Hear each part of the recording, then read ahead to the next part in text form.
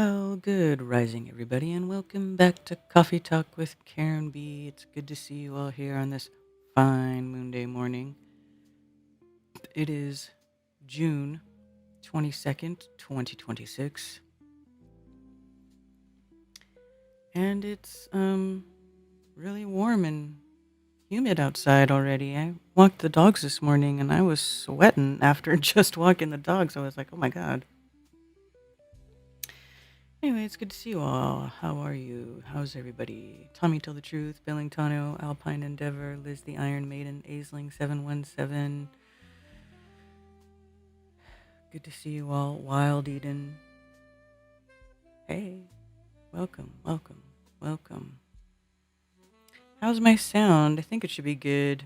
Um, there was in fact a software update, but it doesn't seem to have um, messed with the sound too much. I did check everything before I started, so we should be good.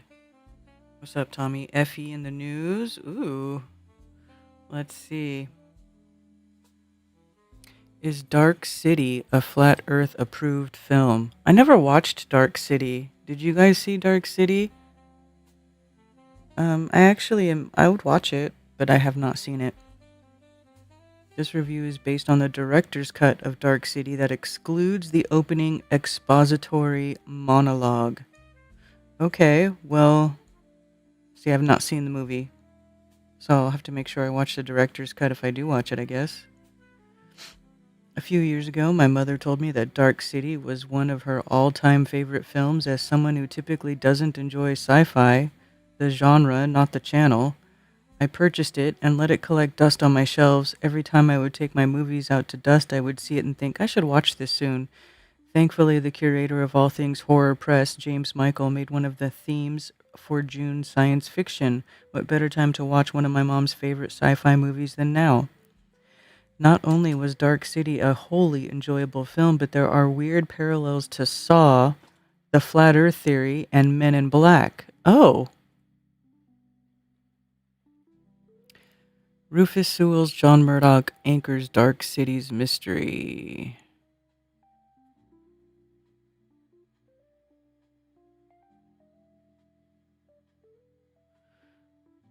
Men in Black and the Conspiracy Abound. Where does it talk about Flat Earth? Do I have to read the whole thing? Let's see.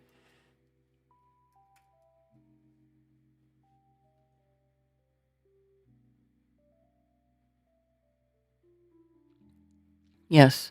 What I loved the most about Dark City is how it is in line with some of my favorite conspiracy theories, specifically the Flat Earth theory and Men in Black. The strangers are very similar to the descriptions given in Nick Redfern's The Real Men in Black. Tall grays, except the child, herky-jerky movements, stilted speaking, and a general misunderstanding of what it means to be human. In fact, the motivating factor of the strangers is to attempt to understand what makes humans human, and wrapping all of that into a matrix-like flat earth world is the cherry on top of the cake. It would take multiple viewings of this film to find more examples of how many science fiction and conspiracy topics Dark City broaches, but it does so in a way that doesn't feel forced or overcrowded with ideas. Interesting.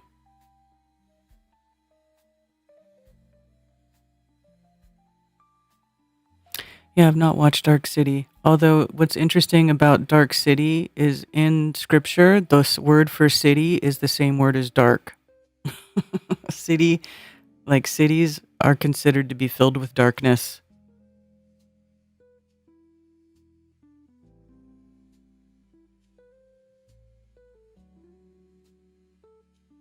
I'm gonna watch. You're gonna watch it, Tommy? Bit weird, but entertaining. Has kind of a film noir not vibe to it. Yeah, I think it was talking about that at some point in here. I just didn't read it because I wanted, yeah, neo noir sci-fi world. Um, Kind of like The Crow type of thing. God Supremacist. I loved you on Strange World. Well, thank you. Yes, I co-hosted Strange World with Mark Sargent for many years, and it was fun. I still love Mark Sargent, And sometimes I kind of miss it, but I can't stay up that late all the time anymore. I can just do it once in a while. Uh,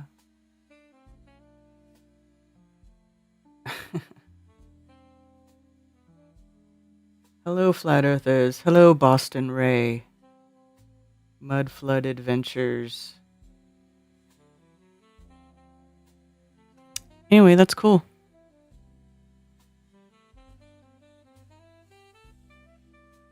A nightmare atmosphere in Dark City, not only chock full of brilliant ideas, but also nightmarishly impressive visually. It makes sense that the director of The Crow is also the director of Dark City.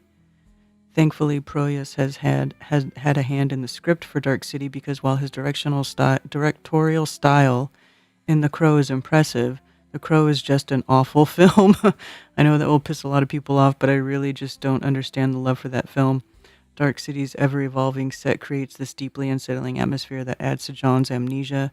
As a viewer, you get accustomed to a certain layout, only to have the strangers pull the rug out from under you in a single moment. You know, The Crow, yeah, that's the movie. Isn't that the movie that Bruce Lee's son died on the set of The Crow? Maybe that's why there's like an obsession with that movie. They had to finish filming it without him. Um, isn't that what happened?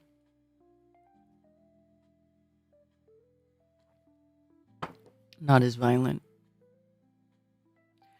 Yeah, I think I get their point about it not being a great film. Like it really wasn't, it's not something that I keep going back to because or that stands out in my mind as like a, a, a successful story being told. Have we decided on camping this year? What's up, Three Fingers? No.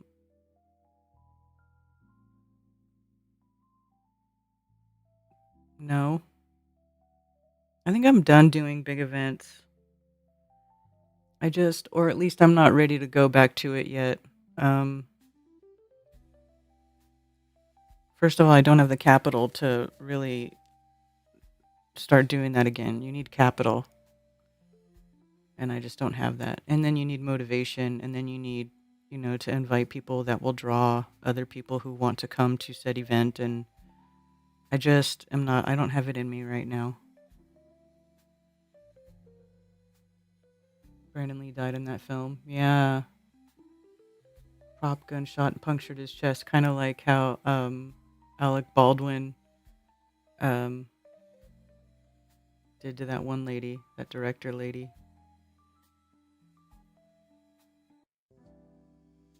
I saw it on TV. What is this? One news page, Flat Earth Discord live.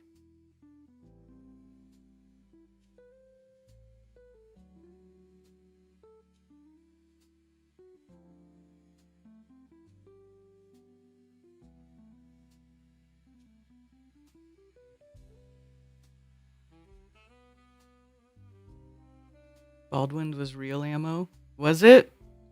They acquitted him. How did that happen? I gotta know. Somebody, like, seriously, what kind of negligence does it take on a movie set if you're working with firearms? Don't they have somebody who's specific? Their whole job is to deal with firearms and firearm safety, so that shit doesn't happen.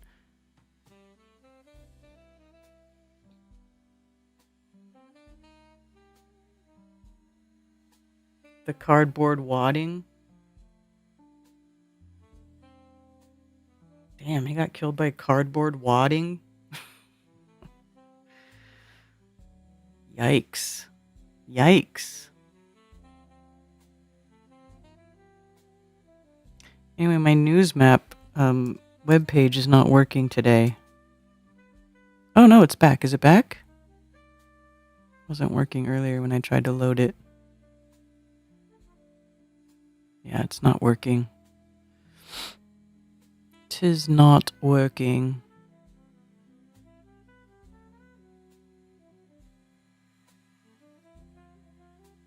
Hey, Chicago artist.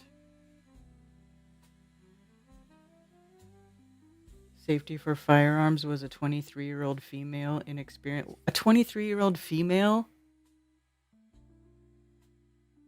Really? I mean, I don't have anything against females knowing stuff about firearms, but 23 and in charge of safety of firearms on a movie set? That's insane.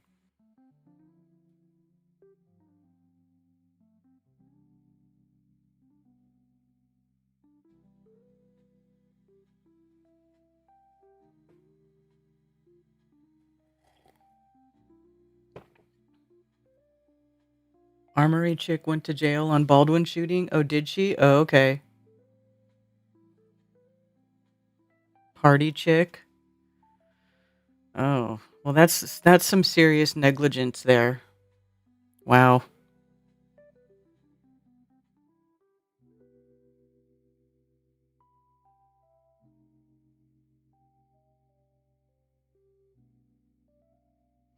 So, what is in the news today?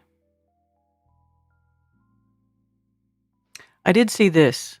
So, the people of Albania have been protesting because you remember that whole thing came out where Jared Kushner and Ivanka Trump, the two Nepo babies who have way too much money and want to do ridiculous Zionist things, like build a resort for billionaires on this Albanian island that used to be a military outpost.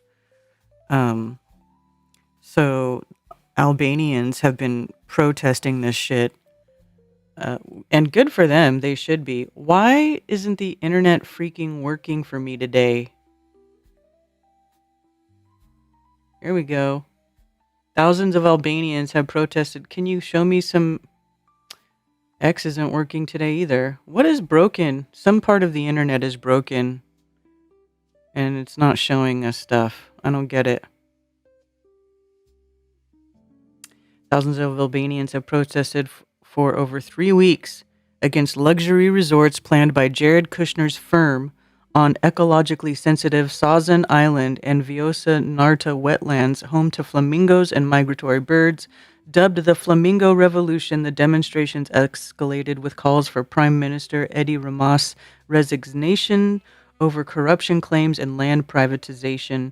Rama defends a 1.4 billion project for jobs and tourism, but opponents warn of environmental damage and EU rule violations, with crowds filling Tirana streets on June 21st. What about in my bookmarks? Will it show me my bookmarks? Because I bookmarked some stuff. What is this? Fucking broke, dude. The internet's broke.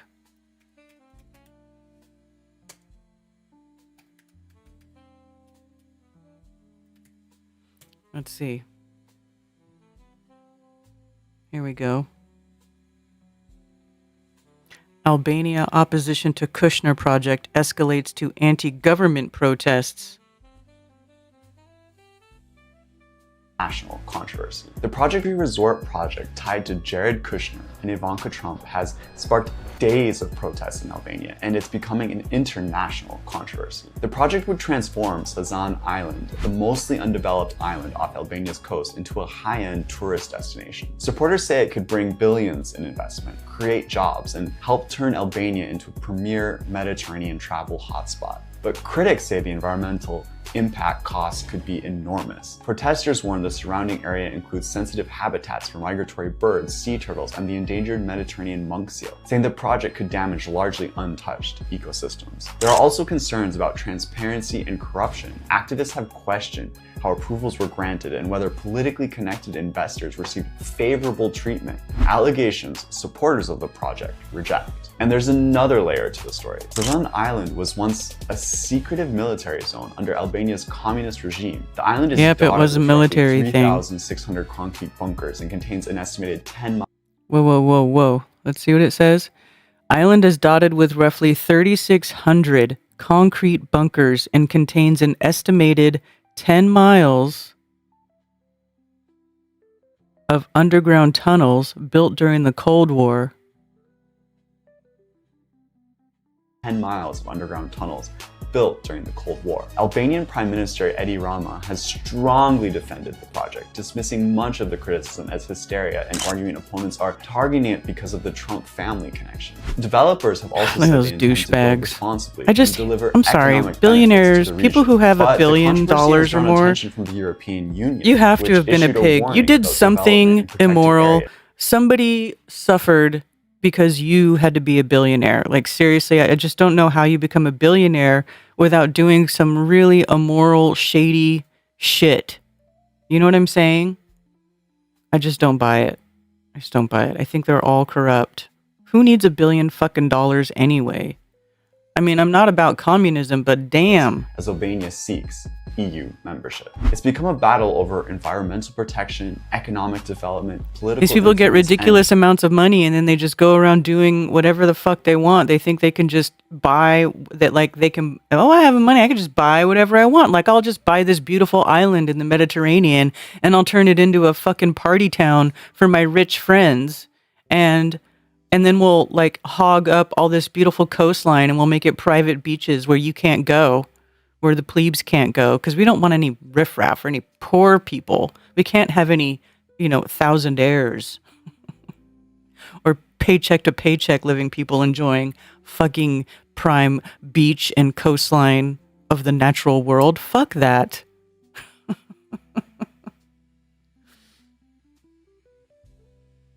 Hello, Accidental Alchemist. Good to see you.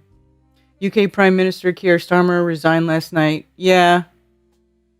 Why did he resign? Did he say why? Turning Gaza into South Florida retirement for old Jews? Yep, exactly. Ivan the Terrible, hey, what's up? I don't have anything against females. I happen to be one myself. Yeah. Yeah, but also, listen.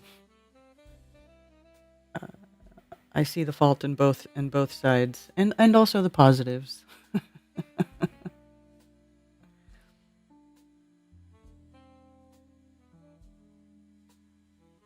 Did everybody just hate his guts? So he's like, all right, I'll resign, or what?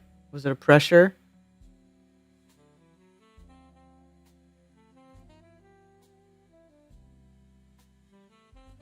Elon Musk will probably try to buy America someday. Oh, God. Doesn't look like that. But right across, though, from the island on the actual coast of Albania, like if I was watching some of the interviews where Ivanka is talking about this and she's like, and we have 50 miles of pristine coastline right across from the island. And I'm like, oh, we have? So you're buying the coastline too? That's what I'm saying. Like, how far does it go? How much? That's why everybody's saying that the president that guy in Albania is corrupt, because like, why are you just selling out all those cool, like that island, that Sazan Island, it's open to the public. It used to be a military outpost, but it is open to the public. Like, people go there. It's like like a national, like a park island or whatever. It's like it's not military stuff. They took most of the military stuff out of it. Like, you can watch videos. If you go on YouTube and you look up videos about this island, I watched a video of some guy who records himself exploring the island and stuff. And there's, I mean, it's beautiful. It's beautiful. But you could see how, they'd be like, oh, let's buy this island and turn it into a resort. A resort for the ultra wealthy. What do you say, my darling Jared? I love this island. Would you please buy it for me? Fucking stuck up assholes.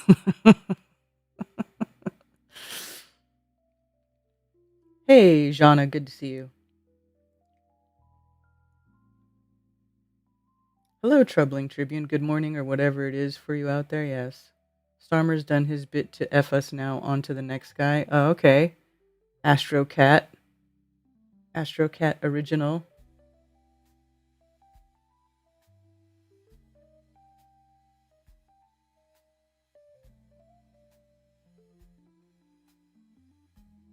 I don't know. They got some of the mainland too. Like, I don't know if they did, but I think that the way she was talking, it made it sound like they were getting some coastline too.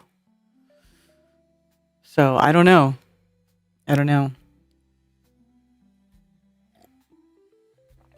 Peasants may not question the motivations of the elite, right? Check out the hiker that snuck into the Grand Canyon. Oh, really? Interesting. Let's see. Hiker sneaks into Grand Canyon.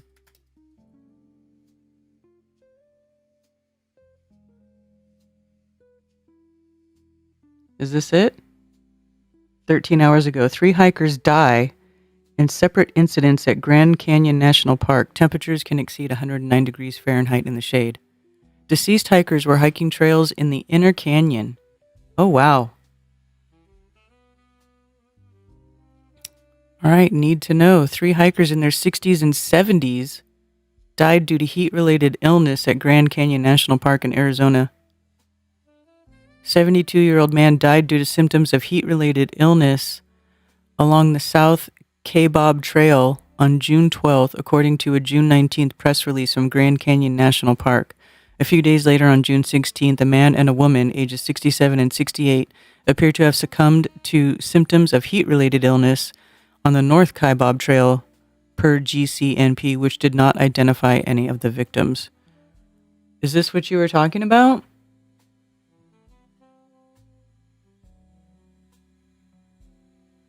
This doesn't, I don't know if it really means that they snuck in there. Well, 9 hikers cut their tent open from inside and fled into negative 22 Fahrenheit darkness.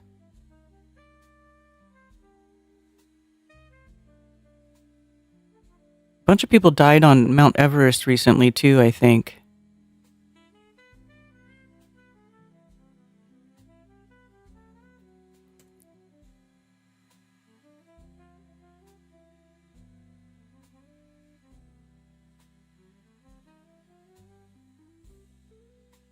Hikers are being urged to avoid hiking into the inner gorge at midday.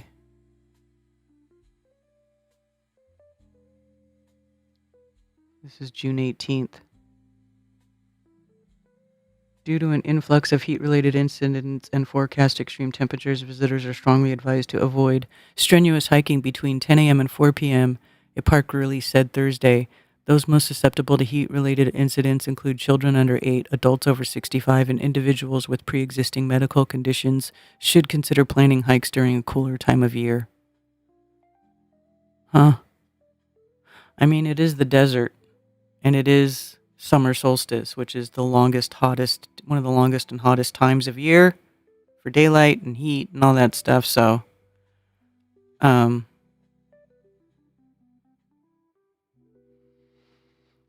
But anyway, look at this. So they are definitely lots of people out protesting. I mean, they are in the streets. This is what's really good about these smaller countries. Is like an advantage to be in a smaller country, because I think the people in these smaller countries are way more unified than the people in the United States. Like, a lot of people don't even know their neighbors here. And then, the way that that our country is, it's like so freaking huge. I mean, we're talking about 3,000 miles end to end. That's a lot of land and a lot of separation between people. And so each state is like essentially its own country, but it's all unified. That's like United States of America, right? So it's like the states, everybody's just so separated. Like, they don't understand. There's no real unification against the federal government, which is way out of control. That's the problem. But these smaller countries where it's just, just one country, like Albania or Italy or, whatever, it's easier for these people to become unified and go and protest and be like, oh, we ain't taking this shit. We ain't taking this shit. Like, go out and just start throwing shit around, knocking stuff over. Oh, yeah, they'll start listening. But see, Americans don't do that. There's really no, it's very difficult for Americans to get like this, about an issue that is affecting their country. Like, sincerely, that's not a stupid game or protesting some bullshit MSN story.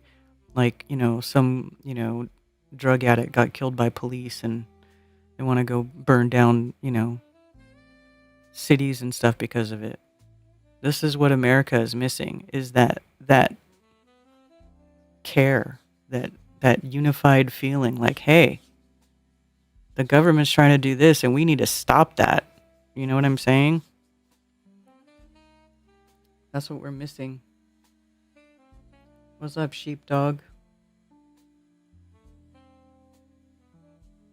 Brain cooks at like 108. I think humans can take that heat. They just have to have proper cooling uh, apparatuses. By design, the American experiment. Yep. Hello, Allie B. Supposedly tomorrow, the 23rd, is going to be the day that the sun reaches its peak point in the Sahara Desert on the 23rd parallel. The actual solstice again, supposedly. Well, that's what I'm saying. Like, they tell you it's because of the tilt of the Earth and all this shit, and where the Earth is in the orbit around the sun. But the small and local sun kind of traveling north and south within the ecliptic, it's like that's why it depends where you are, what your longest day is. Like for us, it was the 20th and the 21st, I think, were our longest days. They were both like the same length, those 2 days. So from here on out, the days are going to start getting shorter. Look at the data centers going up without people's consent, right? And these are the state governments, the local governments that's approving this shit behind people's backs, you know? Happy Moonday. Hello, Clayton. Patriotism is dying slowly. Yeah, because how do you be a patriot, especially for a government that doesn't give a shit about you? That's the thing. Like, how? I love this country. I absolutely love the country I live in. I love living here. Like, I don't really want to live anywhere else. I like it here. But the government sucks, man. The government just sucks. Sucks. Hydration, yeah. Yeah, I've been drinking tons of water because I've been spending a lot of time outside because I work and what I do, I have to be outside a lot. So I've been drinking tons of water. I've been all right, but yeah, it's been hot. It's been damn hot.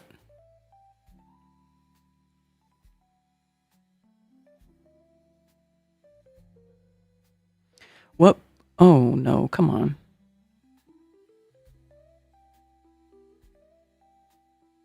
What protesters are demanding in daily demonstrations? Thousands of protesters marched in Tirana on Saturday demanding a change in government, according to Reuters, which snared footage of demonstrators holding signs that called for state power or individual power, with some calling for Rama's resignation. Calls of Rama Ik, Rama resign, would be Rama Ik, is that what that means? Ik, resign, could be heard at protests, according to The Guardian. The demonstrations have reached a scale rarely seen in Albania since the collapse of communism in the early 90s, making them one of the country's most significant expressions of public anger in decades. Skirty told The Guardian that every day Albanian friends living abroad were traveling from the U.S. and other parts of Europe to join the protests. Rama's government, in a statement to Fox News Digital, criticized all interested foreign parties and individuals who have spread all kinds of misinformation and launched all kinds of baseless attacks all over the globe against highly ambitious project with the potential to become another role model for how next-generation tourism destinations can be built. It added that Sazan Island, with the Zvirnik Peninsula, with and the Zvirnik Peninsula. This is probably where that coastline is, where Kushner's proposed luxury tourism developments would be built, is privately owned land. How is it privately owned? Agim Nisho, a former Albanian ambassador. Who owns it then? If it's privately owned, who owns it? Agim Nisho, a former Albanian ambassador to the U.S. and the United Nations, told the outlet these investors are bringing in $4 billion into Albania that will create jobs and opportunity for our youth. They are building on private land whose protected status was revoked years ago by Rama and his oligarchs. So he revoked the public status knowing that this was going to be maybe coming down the pipeline years ago. How many years ago? Was it around the time of October 7th, 2023, possibly? Inside the proposed Albania resort development, Affinity Partners plans to develop luxury tourism projects on Albania's Adriatic coast. The proposals include a high-end resort on Sazan Island, a former military base, and a separate development near the Zvirnik Peninsula, an ecologically sensitive area known for its coastal habitats and wildlife.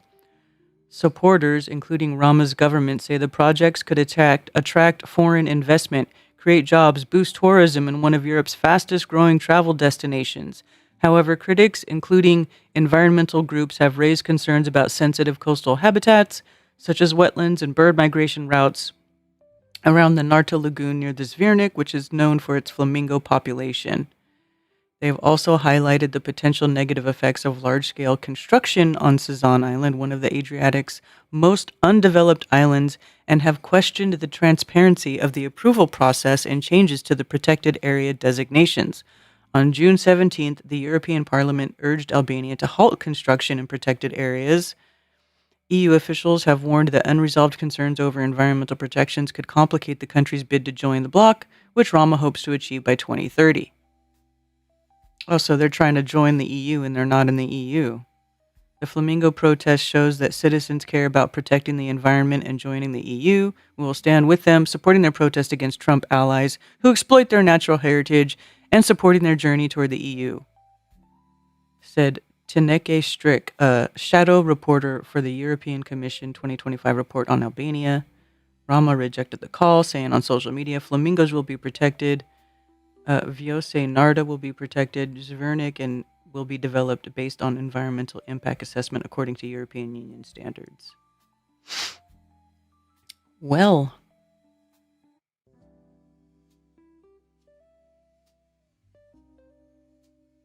hmm.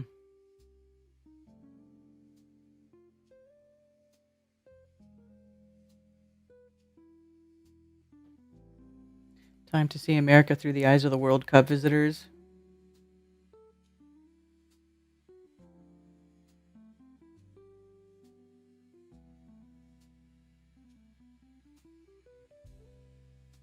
Used to work with a few Albanian guys.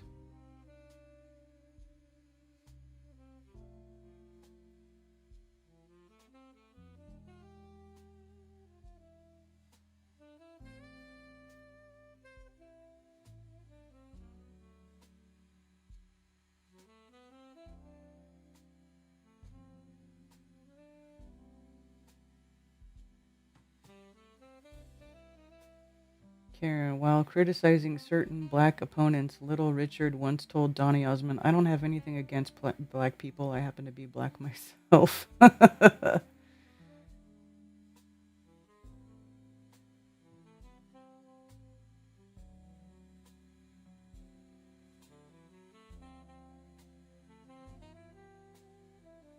Jeep's a pumpkin.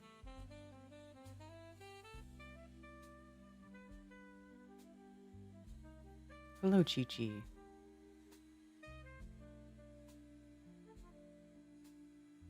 My nickname was Alien in high school. Isn't the bald guy in The Princess Bride an Albanian? In real life or in the movie? You mean the guy who keeps saying inconceivable? Inconceivable.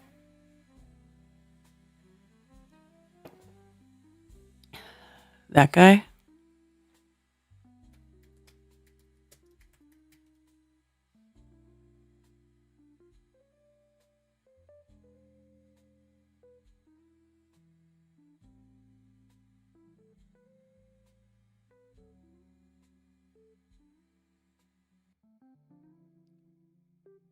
Wallace Shawn. American character actor and playwright Wallace Shawn.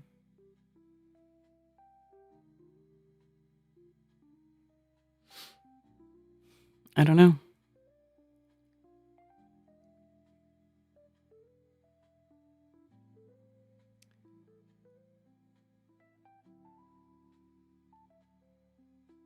Is this thing working yet? Here we go. This is the video too that I was watching. Albanians managed to break through barriers at Kokomi Beach and throw down the hill the facilities that would be used to build the resort of Trump's son-in-law, Jared Kushner, on Sazan Island, stating that Albania is not for sale to foreigners. So here they are. They're like knocking stuff over. That's what I'm saying. Dude, they dumped oh my gosh, that's a shipping container.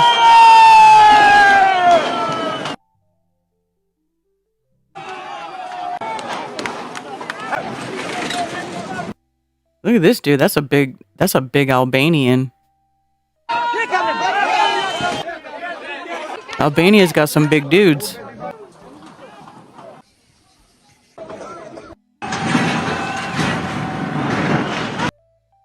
One million Albanians marched against the Kushner Island grab. This is insane.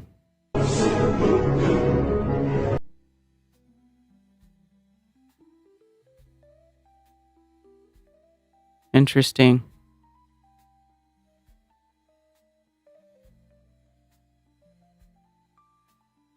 Interesting.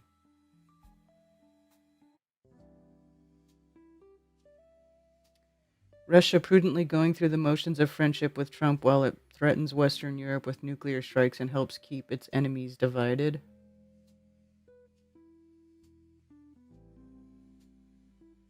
Hi from flat but hot Germany. Yeah, it's hot here too, bro. Yeah, us Northerners are really feeling the heat right now.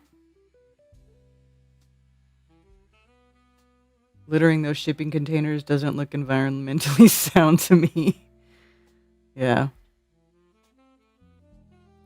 It's probably not, but they're like, hey man, you're not building your stupid resort here. After 22 years, Kokomi Beach in Albania has been returned to the people and rightful owners. Once a restricted coastal area used by political elites during the communist era, it is now finally open for everyone to access and enjoy.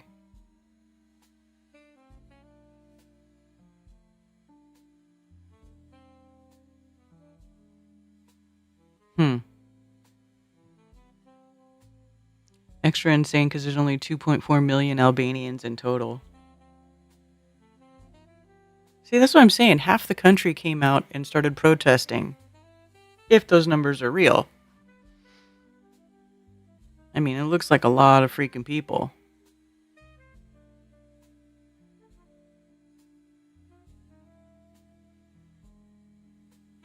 Day 22 of mass protests in Toronto. Day 22, dude. Has it really been going on that long?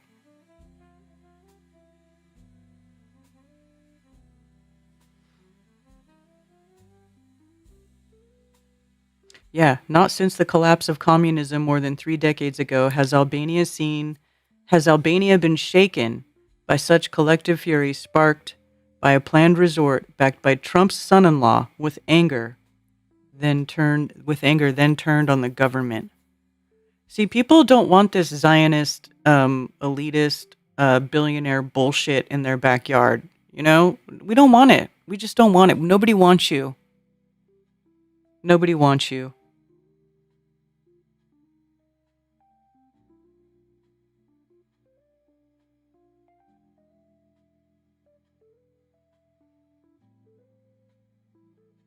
Yeah, this website is freaking broken right now. Why isn't it working? Ugh.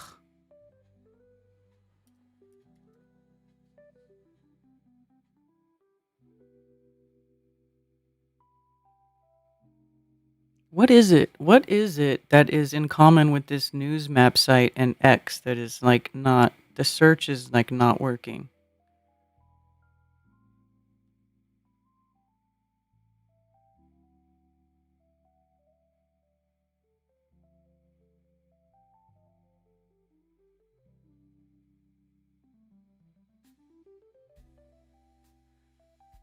A mob of hundreds of teens attacked police at a Baltimore festival, pelting officers with bottles until the city declared civil unrest zone and put a police helicopter over the park. This is AFRAM, one of the biggest African American festivals on the East Coast, celebrating its 50th anniversary over Juneteenth weekend. Free activities for families and kids. Oh, this is nice. Around 8 p.m., roughly 100 teens turned it into an all-out brawl, with police hurling bottles at anything they could find. Multiple officers were assaulted. It got so bad the city declared part of the park a civil unrest zone and sent up the Foxtrot helicopter to help clear it. But wait, that wasn't even the first incident that day. Hours earlier, police arrested a 17-year-old at the same festival for carrying a gun. Where are the freaking parents of all these kids? Wow. That's what's up. Pull up in a Black Lotus. Oh god, I'm not listening to that crap.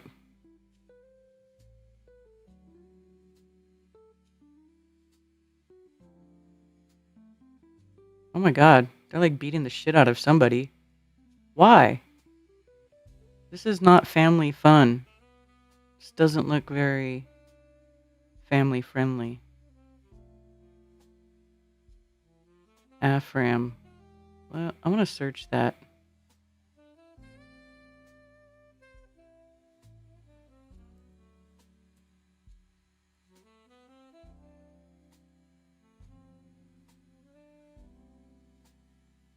Shit was crazy on Druid Hill Park today for Afram 50. Wow, yo, this is niggas out.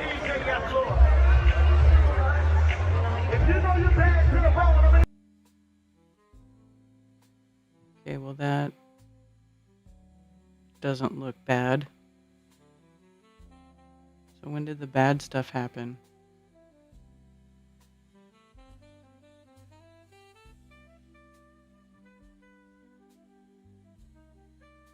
Disturbing scenes from Afram Festival in Baltimore yesterday.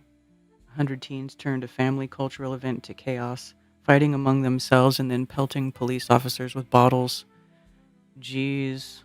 Yeah, where are your parents? I think a lot of this is I blame parents.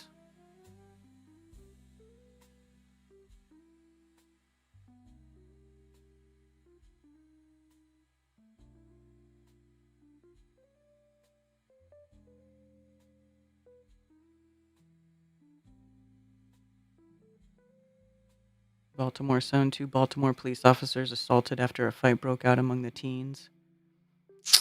Little shits. Ruining shit for everybody. Because it looks like some of this stuff, it looks like it was fine. But then these little shitty ass kids have to go ruin everything.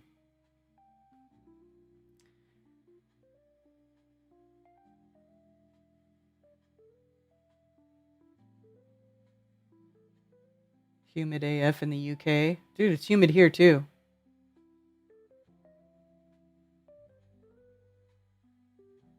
Jared Kushner took Pier Village in Long Branch, New Jersey using eminent domain. Yeah, see? These rich assholes, they just want to take everything. They would take whatever they want. It's fucked up. We're all goyams. Is anyone going to Flatstock? I cannot. I will not be going. One of the Albanian guys I worked with was super tall, 6'5", right? Dude, watching that video, looked like there were some big Albanian dudes.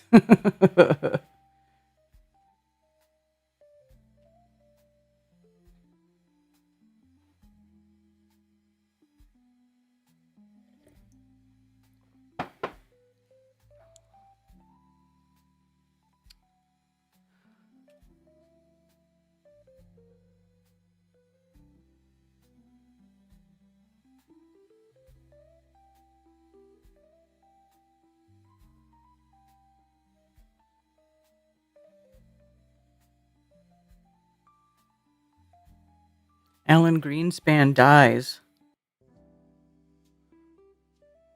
Wow, good.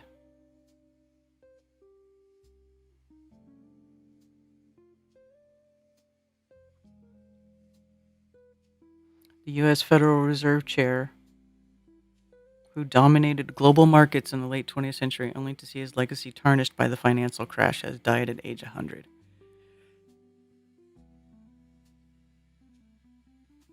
The Federal Reserve is neither federal nor a reserve. So who's been the chair? I don't even know. I don't know. I don't care. I don't care.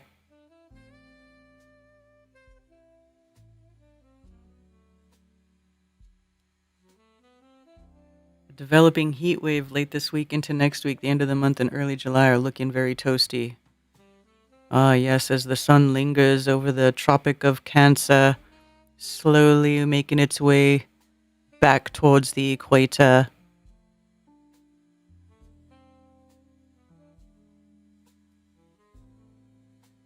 All Israel. This dude's a warmonger. Is this place down or am I banned? Yeah, it's down. It's down.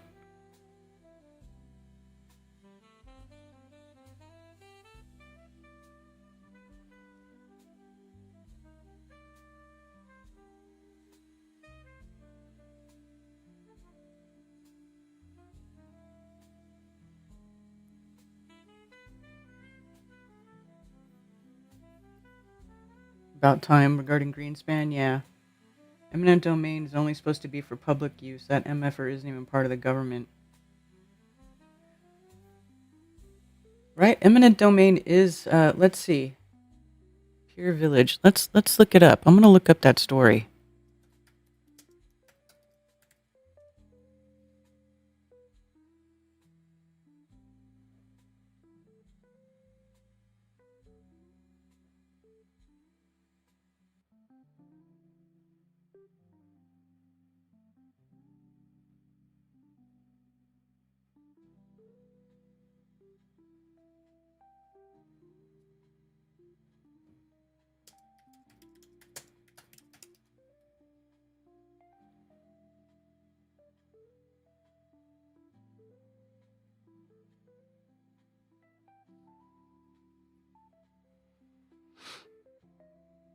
The land that Pier Village now sits on was originally that of Long Branch Pier and the Kids World Amusement Park.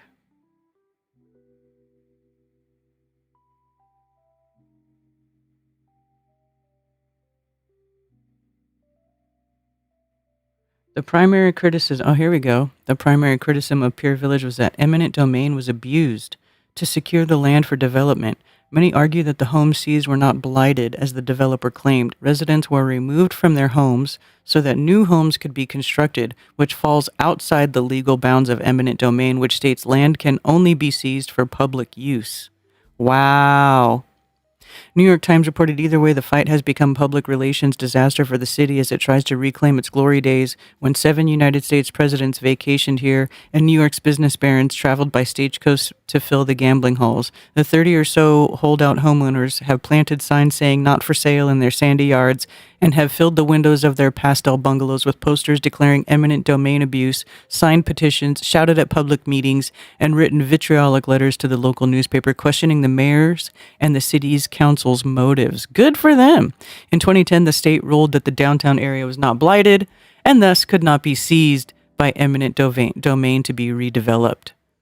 Wow. So that involved Jared Kushner? Doesn't have his name on here. How convenient.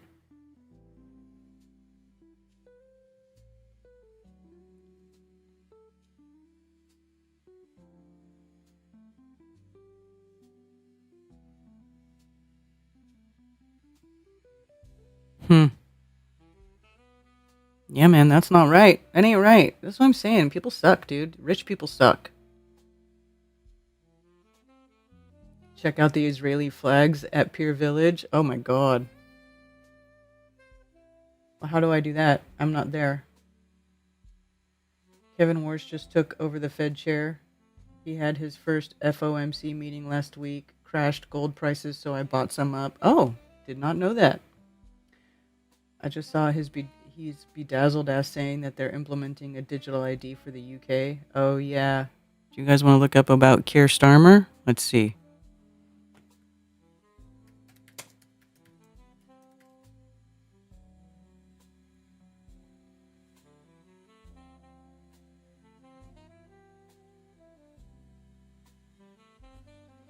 Says he will resign. Said anybody resign with a new leader to be in place by the time Parliament returns of September, paving the way for Britain to have its 7th leader in 10 years. It does seem like they have been going through a lot of prime ministers. How does a leadership contest work? Any candidate wishing to replace Starmer would need to secure the support of 20% of Labour members of Parliament. Blah, blah, blah, blah, blah, blah. I don't really care. Why?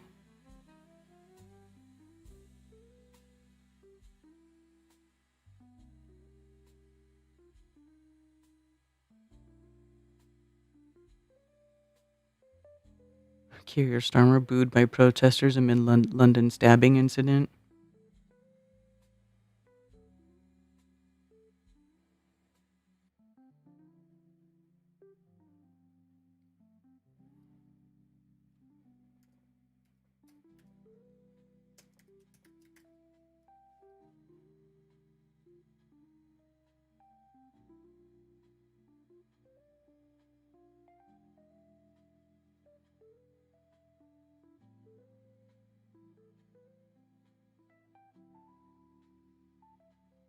Watch Keir Starmer announces he's resigning as Prime Minister.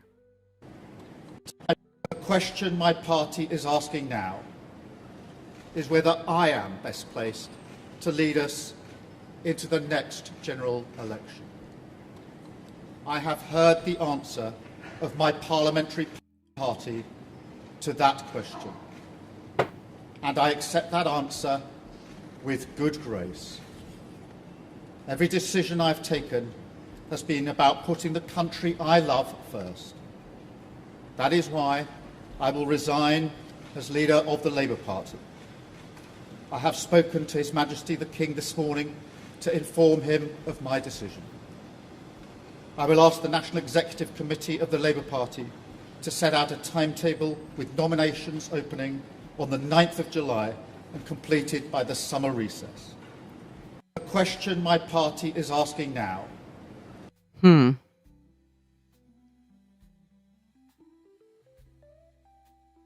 Political pressure, party revolt.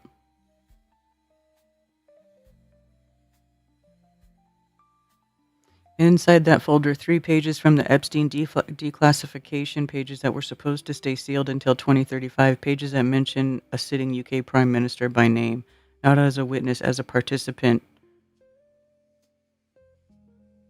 Starmer was Director of Public Prosecutions from 2008 to 2013. During those 5 years, Jimmy Savile, exposed but never prosecuted, the file sat on Starmer's desk. He signed the order. Insufficient evidence. Savile died free. Oh, really?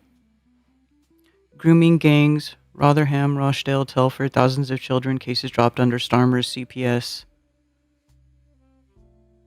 Epstein's UK operation. I don't know if this is true.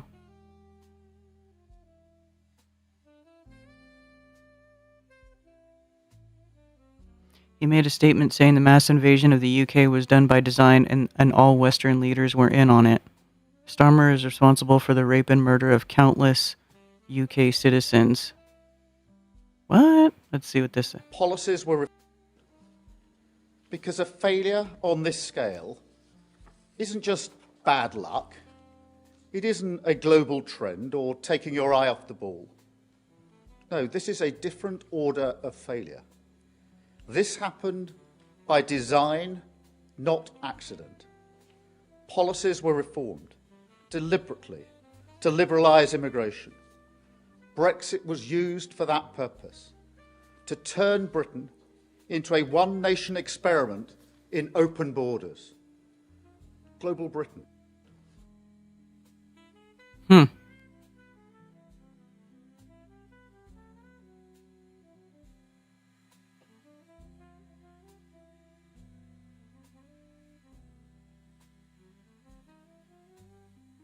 Less than 2 years after leading the Labour Party to a landslide election victory. The announcement comes after months of internal unrest and a crushing round of recent local election losses for his party. Starmer says he will remain in office until a new Labour leader is chosen, with former Manchester Mayor Andy Burnham emerging as the clear frontrunner to replace him.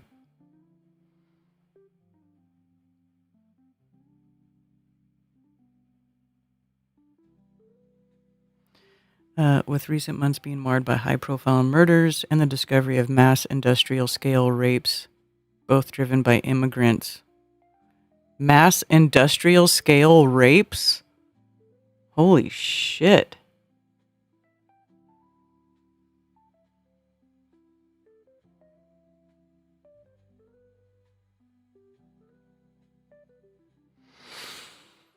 Hmm.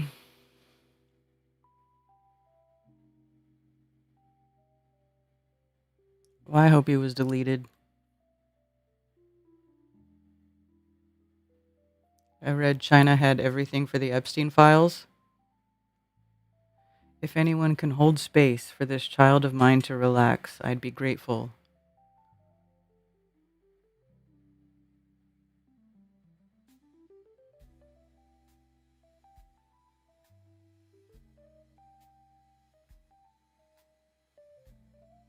Fuck off, Nathan. You are gay.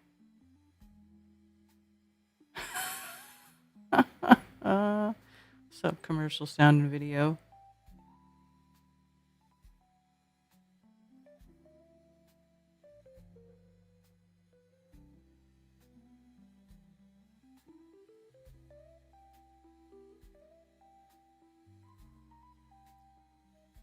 The weather is affecting me. Is it the same for Derek? I hope he does better as the day goes on. I still have some of your tinctures left. The wild lettuce is still okay to take.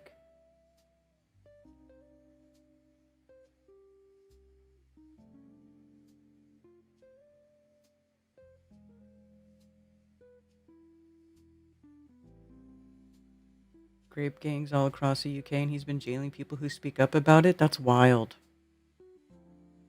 See, how is it that all of the governments everywhere are so corrupt right now?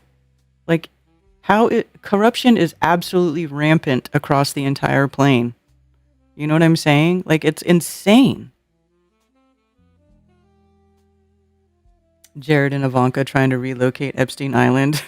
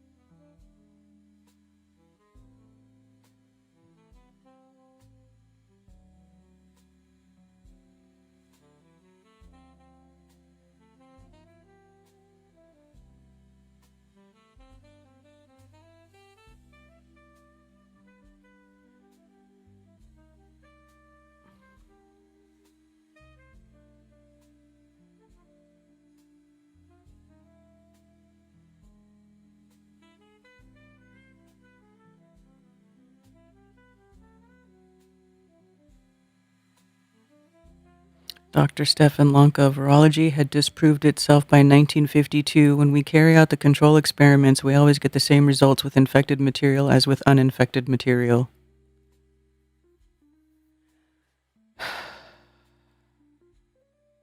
Did you guys see the thing where basically it says that more than half of the presence online is bots and AI and not actual real humans? So, like, you'll see these comments where people make a comment going, about, somebody shilling a vaccine. Like, I was reading this on Instagram and somebody made a comment about like, oh, well, he shilled the vaccine. And I was like, I know, thinking of talking about Henry Rollins. And then, um, that comment was just hammered by accounts just saying, "You don't trust the science. It saved a lot of lives. Millions of people died from COVID." Like, I mean, it's just the internet just sucks anymore. Anything on the internet, if it's not somebody that you actually know, how do you even know that you're engaging with a real person? You know what I'm saying? How do you even know? Government is the problem. Where is Sue Graham Finelli? I don't know. I have not seen Sue. Maybe she's working. Sue has a job, so sometimes she can't be here because she's working. Tinctures are good for 5 years, Liz.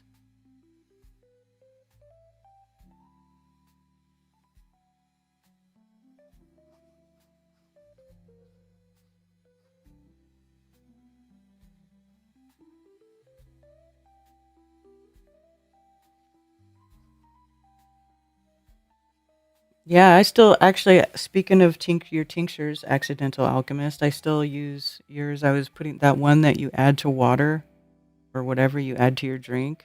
I like to put that in my bottled water It's like this really pleasant sort of like scent and flavor. Um, it's actually very pleasant. I like it.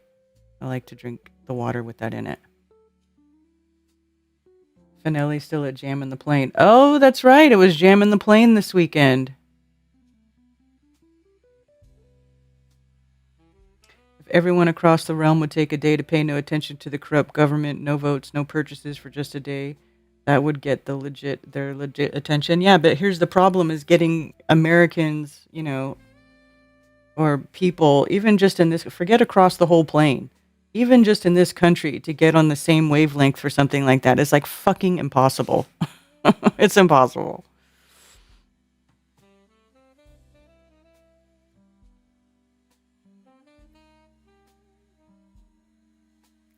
Who else is it? For promoting alignment? Yeah, I like it. It says like remember who you are or something like that on there. I can't remember exactly what it says, but it's good stuff. It's very pleasant.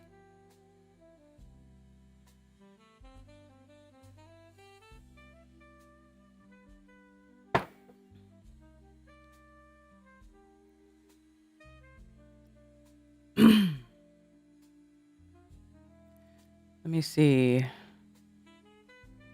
Nobody chatting on Rumble. Nobody chatting on Odyssey.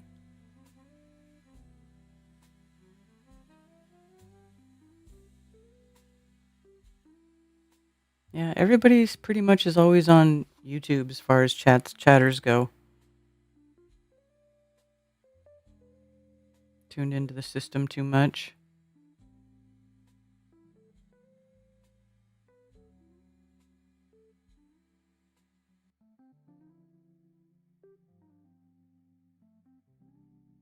Also, by the way, my phones are open if anybody wants to call in.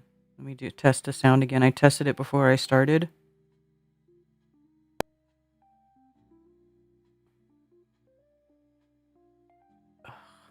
And now it's not, but right before I started streaming. There we go. All right. The phone line works. 704-666-1776. How's Twitch? I don't know. Actually, I haven't opened Twitch. I stopped paying attention to Twitch. Folks can't agree on a flavor of ice cream, much less be unified in ignoring the beast for a day. Yeah. People are just, it's complicated. It's complicated. I'll just put it that way. It's complicated.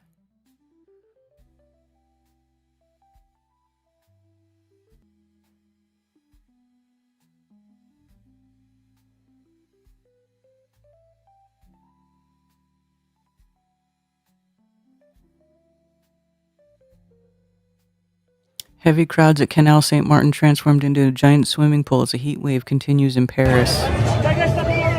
People jumping in the canal at Paris. You know it's got to be hot when they're jumping in that filthy ass canal. Like, seriously? Gross.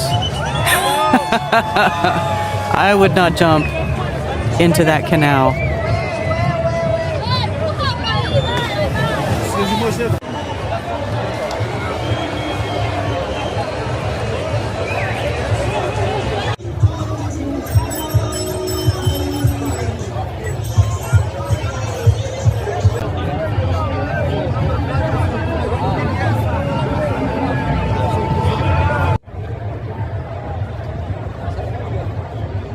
Yeah, these rivers and stuff that run through these European cities, they don't smell good. I'm just saying. They don't smell good. What's funny too is there's another video that I was watching where they were showing somebody cleaning the streets of Paris and they were just washing everything into the canal off the side of the off the side. Oh, and then like now you see, let me see if I can find it.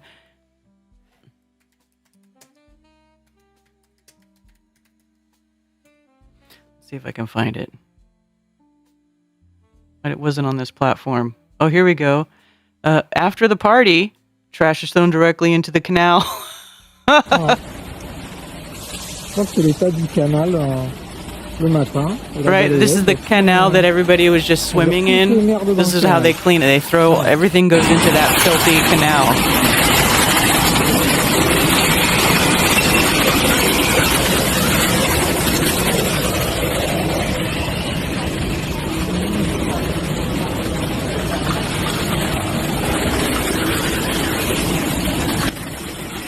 I mean, yuck. Y'all are gross for swimming in that. That's all I gotta say about that.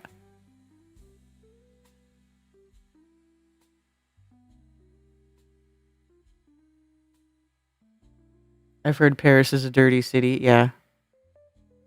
Smell or look. Yeah. They make good food, though. They could have picked up the trash first. No, they just washed it all into the canal. I just had to use ice cream in my coffee out of creamer. That's hilarious.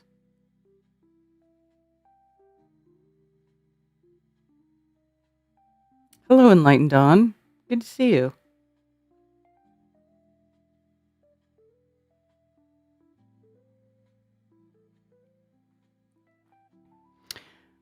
So, yeah.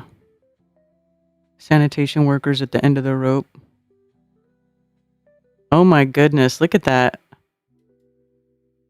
Filthy, filthy, filthy. Good Lord. Paris is a mess.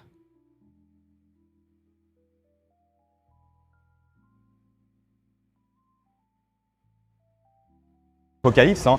Là, on s'est baladé avec le caméraman dans Paris Centre et tout est détruit. Et ici, c'est une catastrophe. Tout est dégueulasse et c'est partout, partout, partout dans tout Paris Centre. 6h40 du matin, regardez, regardez. On est à Châtelet. Regardez, look. Franchement, j'ai jamais vu Paris dans un tel état. Regardez, regardez. On est là, tout est dégueulasse. Il y a eu des îlots de propreté, comme on dit, qui ont été mis en place, mais regardez, c'est pas du tout suffisant. Et j'ai l'impression que Emmanuel Grégoire aime qu'on vive dans une déchetterie. Regardez-moi ça. Mais regardez-moi ça. Mais c'est un scandale. Ça continue, hein. C'est partout et c'est dans tout Paris.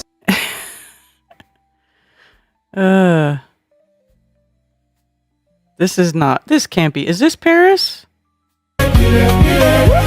No, come on. Is that really Paris? Let me see a Parisian plate. Le Lab.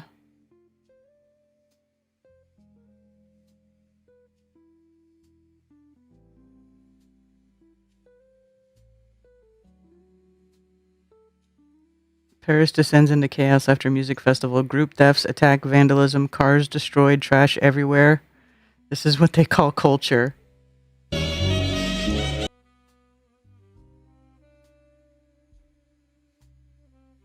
What the hell are these people doing? Those don't look like Parisians.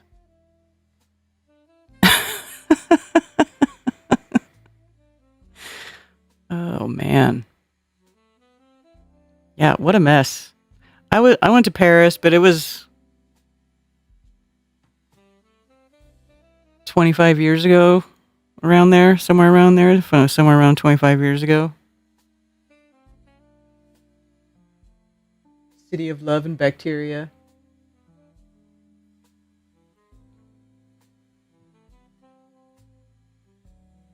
Looks like New Jersey water, right? Like you might as well be swimming in the Hudson.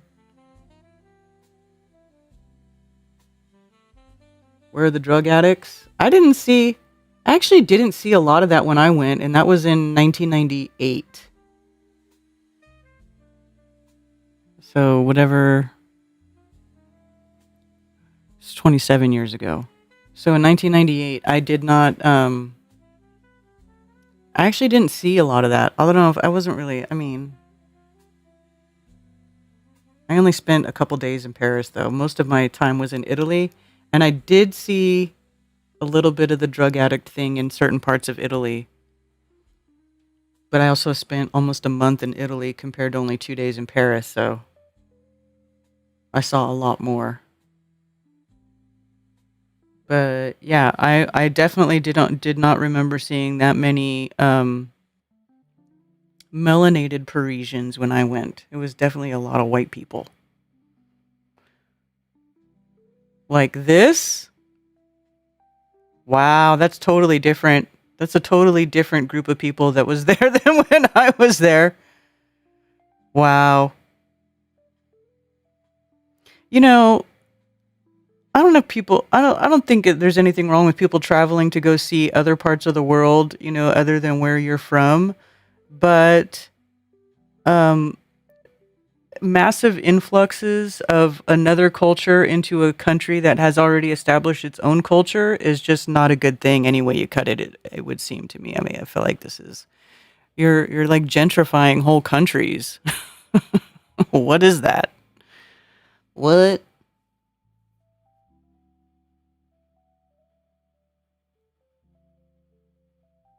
Belgium is looking really bad now too. I heard like 70%, 78% of their population is now immigrants. Really? What? Let's see if anything comes up. June 4th. So this is a few weeks ago. Brussels currently looks like a war zone. This is the capital of the European Union. 88% of the population under the age of 20 is of foreign origin and over half is Muslim. What did Europe do to itself?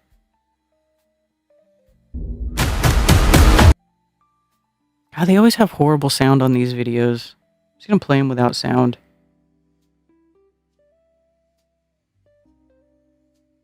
Wow.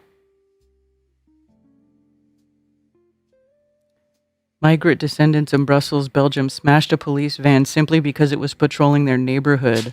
Oh, wow. This is just a few days ago. Sen anladın mı dediğimi? Oradaki kızı kurtardı polis. İçindeydi kız. What? Ama ne olmaz ki böyle niye bunlar Whoa. Mallet olay var. Melek küçük Texas valla bak. Bak elindekine bak çocuğun. Bak bomba da See, that's crazy. That's crazy. Look. Is anybody here aware of like what goes on in Africa amongst those African countries with each other, and like the gangs and like the genocides that happen in Africa, black on black people committing genocide on each other in Africa? Like they go into like villages with machetes and like chop people's arms off. Like it's insane. It's insane. I'm just saying. Some part, not all of it, but some of that does go on over there. Like Darfur and all that stuff. Isn't the reflecting pool now full of trash and algae? You would think with the new ballroom being... I saw Ireland. Yeah, Ireland too. Well, that says 88% under 20. So a lot of young foreigners. This is 88% under 20. If you include the whole population, it's probably like what you said, 78. Thank you for calling Coffee Talk. You're on with Karen B. Hey, Karen, it's Ron. How are you? Good. How are you doing? Oh, pretty good. I'm way behind on the stream, so if I bring up a topic you've already discussed, just tell me to move on. All right. Just took a walk to it, so trading stock. But I want your ideas on or thoughts on some financial stuff and the Strait of Hair Moves. Mm-hmm. This guy on YouTube calls it Hair Moves. That's how I remember it. They said it's closed again. Oil's not spiking up. What else did I expect today? They thought it might be a big crash today. The stocks are doing fine. The prediction is $10 a barrel, $10 a gallon of oil, because of the oil reserves all over the planet are almost depleted. And they said this is out of Trump's mouth. If we don't open up the strait, there's going to be catastrophic repercussions to the world economy. So what do you think? Will it stay open? Will we control it? Will Israel create a false flag to keep the war going? Well, Any thoughts on this? they're focused on Lebanon right now. Isn't Israel just bombing the crap out of Lebanon? Yeah, they're trying to flatten it Yeah. like Gaza. Um But yeah, yeah. sorry, I need to cut you off. So that's over here. Lebanon's over right there north of Israel. So they're trying to take over Lebanon. Yeah, it looks like the strait's open. I see traffic going through it here, but will it stay open? I don't know. Yeah, because we're on the brink. That came right out of Trump's mouth. He finally admitted it. Mm-hmm. Like, this is going on too long. So then will there be troops on the ground for us to reopen and take over the strait? A false flag to get us to do it? A world economic collapse? You know what I'm saying? I think we're right on the America, verge why would America take over the strait? Like, I don't see how that would even happen. with a whole lot of ground troops and a whole lot of death Yeah, and no. destruction and 20-year war. No, we're not. Hopefully draw the UAE and United Emirates, That would be Qatar. insanely stupid. That'd be retarded. Literally retarded Yeah. if they did that. Saudi Aramco, take it all over, make it free flow of fuel for indefinite future. But why when we have Venezuela where we just kidnap people? And plus Yeah. America has oil fields that just aren't even tapped. It's like they don't even drill as much oil as they could here. So it's like it'd be stupid but I mean not that it's beyond the scope of possibilities, but that would be really dumb. I would hope that doesn't happen. That would be really bad. So many millions of more people would just die. Exactly. And they're trying to, the New World Order, the what's it called, the collapse, the reset. What I'm trying to say. The Could reset. be a part of the reset. Oil still fuels all world economies. Anyway. So I thought this morning, there might be a crash and oil would spike, and but none of this happening so far. There's a whole week ahead. I'm trying to buy a little Lockheed Martin and Chevron, and because the defense stocks has come down too quite a bit. The Raytheons, the Lockheed Martins, the Northrop Grumman, because they think they're close to peace in Iran, and this. But my intuition or my thoughts are this ain't over, and I don't think they want it to be over. They're making so much money. Oh yeah, nothing makes them happier than to feed money to the military-industrial complex. Exactly. Yeah, I'm not proud of buying these certain companies. I bought Palantir at $5, but you got to make money. I mean, I giggle, like I'm not proud of being involved with that, but you know what I mean. Evil controls this world and makes the money, so yeah. Anyway, I'm not looking for. I can't think of the word. Comfort, attribution is not the word I'm looking for. Anyway, also you were talking about SpaceX and the IPO, and this is for you and your audience. When a company goes to an IPO, that means they're out of money. They're out of money and they need to raise it on Wall Street. Nearly every IPO is that, we're almost bankrupt. Let's go to Wall Street and put out an IPO. And SpaceX, like every other space company, will fail. Like Virgin Galactic. I can't think of them all. Every space company that's ever come on the stock market eventually loses everybody all their money. Right. And SpaceX might be a little different because of their satellite internet. What's it called? Starlink? Yeah. So anyway, you were right on Strange World or whatever. That IPOs are good to get into for a minute. You get in there for a week. You buy it when I initially hold it for a week, get out. When it goes on, SpaceX is already tanking right now. I think it's down 30%. Is it? I haven't Yeah. looked in a while. Yeah. So anyway, that's just a little. I've heard that about IPOs. They're always you can make a little money, but you got to get out. You can't hold them because the company's failing. Well, I would And expect it to. yeah, there's no outer space. It's silly. Like you said, they're not going to Mars. They're They didn't definitely go not around going the to moon. Mars, and like that's like what his whole premise is. They're going to go to the moon, they're going to build something on the moon, and then they're going to go to Mars, and they're not doing any of that shit. Everybody know. We all know they are not doing any of that. Yeah, so There's it's just no way. infuriating. Mm. But and people like the NPCs just still eat it up. You know what I mean? Like, Oh yeah, people love it. hey, People love space. Even still, they love that crap. They gobble it up. yeah. How many times do you have to see like a company burn all their investors and all the rockets blow up? And anyway, preaching to the choir on that one. We got two other things. This one's for me. Oh wait, I'll tell you one for you first. I don't know if you like it or not. Have you seen? I saw a clip of it. A guy who currently has all the Bigfoot limbs. I don't know if it's AI or real. Have you heard like a Bigfoot limbs No. and maybe freeze dried? Have you seen that? Oh, is his name Peter Kane? I don't know his name. I just saw a clip of it last night and I thought of you. I was gonna say if it's Peter Kane, is definitely hoaxing. Oh, okay. Yeah, it does look like AI, but or like I don't know, made to look like a Bigfoot. Where did you limb. see it? Did you see it on YouTube or was it in somewhere else? It was on YouTube. It was in one of those collaboration conspiracy videos.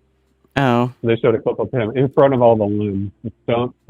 It looked like from the knee down, a big foot and different arms, and he had them all laid out like in his yard on the cement. Maybe if you look at on YouTube, it might pull up. Oh, here we go. No, nope. That is this it? I'm a little behind. See what you're looking at. That may be put in freeze dried maybe at the end. Be putting in freeze dried. Is it this guy? Maybe that one. Some of the Bigfoot specimens were so that wasn't what I large that saw. they had But to cut them up. Yeah, Peter Some of Kane. them- It is. This one that comes up is Peter Kane. Peter Okay, Kane so Dog totally Training is the YouTube channel, and this guy is definitely a hoaxer. He's Okay. definitely. He's like Uh, he's like this like eccentric artist type dude. Like he lives in the country and he does a lot of art. He's got this raven named Sam. Like he made a bunch of videos with this raven. I think that's what made him popular was this raven Sam that he had. cool. Ravens are so cool. Yeah, right. It is a cool bird. And then So smart. he does a bunch of weird art projects. Like he had one video came out where he said he had a Bigfoot head and he was showing the head and it was like some head. I think he makes these things and then he, talks about them Okay. like they're real. He's like, oh, I got, and like he's got videos where he says he found Dog Man in his barn and stuff. Like it's just, he's funny, but it's not real. Yeah, he was saying in the video like he had them in the freezer and then he freeze dried them and they're 20, 30 years old and he had them laid out. Yeah, You're kind of like that. They didn't look that large in the video I saw, but I don't know Wow. if this is the one. Let me see. I'll go to his channel and see if there's. Yeah. Oh my God! Look at. Oh yeah, he's insane. R.I.P. Bigfoots. I have. Yeah, like his whole. Oh my God, he's so funny. Yeah, no, he makes these things and then he makes videos saying that they're real Bigfoots. He's silly. okay. 1111. Okay. Right on. Okay. Yeah, that's the dude. I can tell by his face. That's what. Yeah, he like the second row all the way to the left. I think that's the one. Yeah, right there. All the way to the left, sitting out on the white whatever pavement. Yeah. That's the clip I saw. Anyway. All right. And two other things. This one's for me. It's just a philosophy thing. It's been running around in my head. I wanted to share it with somebody and see if you agree or disagree. Mm-hmm. It came up with I talked to other INFJs, like 3 other ones, and we have these conversations about Stoicism and Hinduism and Buddhism, and Eckhart Tolle came into the conversation. Like quieting the voice in your mind, becoming like a leaf and floating down the river, and all that bullshit that I think is bullshit to me. And I think Eckhart Tolle is a grifter. But my thoughts on that: if we had everybody was non-reactive, we'd have no beauty, no art, no literature. We'd have no people to stand up to injustice. I think some of the self-help stuff and like monk and Buddhism stuff is good to a point, but not everybody can be like that. I mean, it does help people with anxieties and whatnot. Anyway, do you have any thoughts on that at all? As far as I'm talking to a thinking type. I'm just curious to see what an INTJ would think of all that. I don't know, metaphysical stuff. I mean, possibly. I felt bad about my INFJ friend brought it up and told me to watch Eckhart Tolle. And I looked at Eckhart Tolle, and in a minute I could tell that is a psychopath. He has no wrinkles between his eyebrows. And someone says when you become enlightened enough, it's a form of a mental illness where you become dissociative. You dissociate.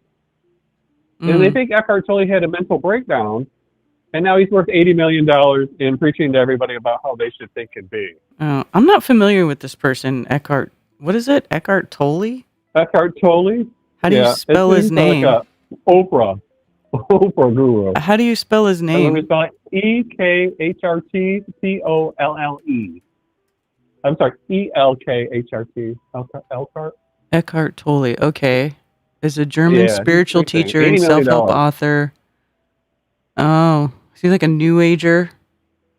Sounds like a new age. Quiet the mind, don't react to stimulation. He's I'm sure he's helpful in some ways, but I think in the totality of it, it's evil.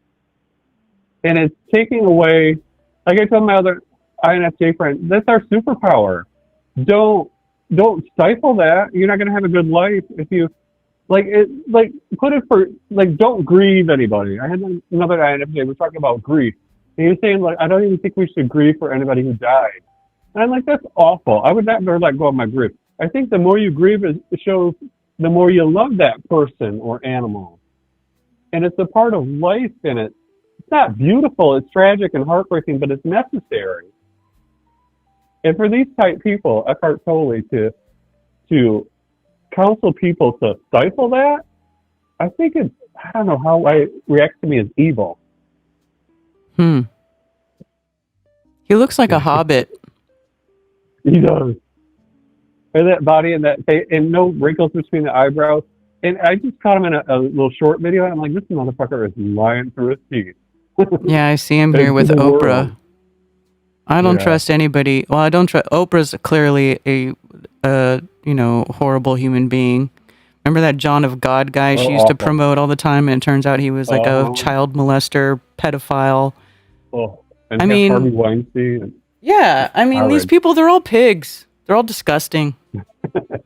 Exactly. And this was such a grifter. I mean, and he was like listening to his audio book and telling me about it that I should listen to it. I'm like, no. I wrote him off as an Oprah grifter. And then I looked and I couldn't find any scandals on him. I tried to look all over the internet to see if he's ever done anything awful.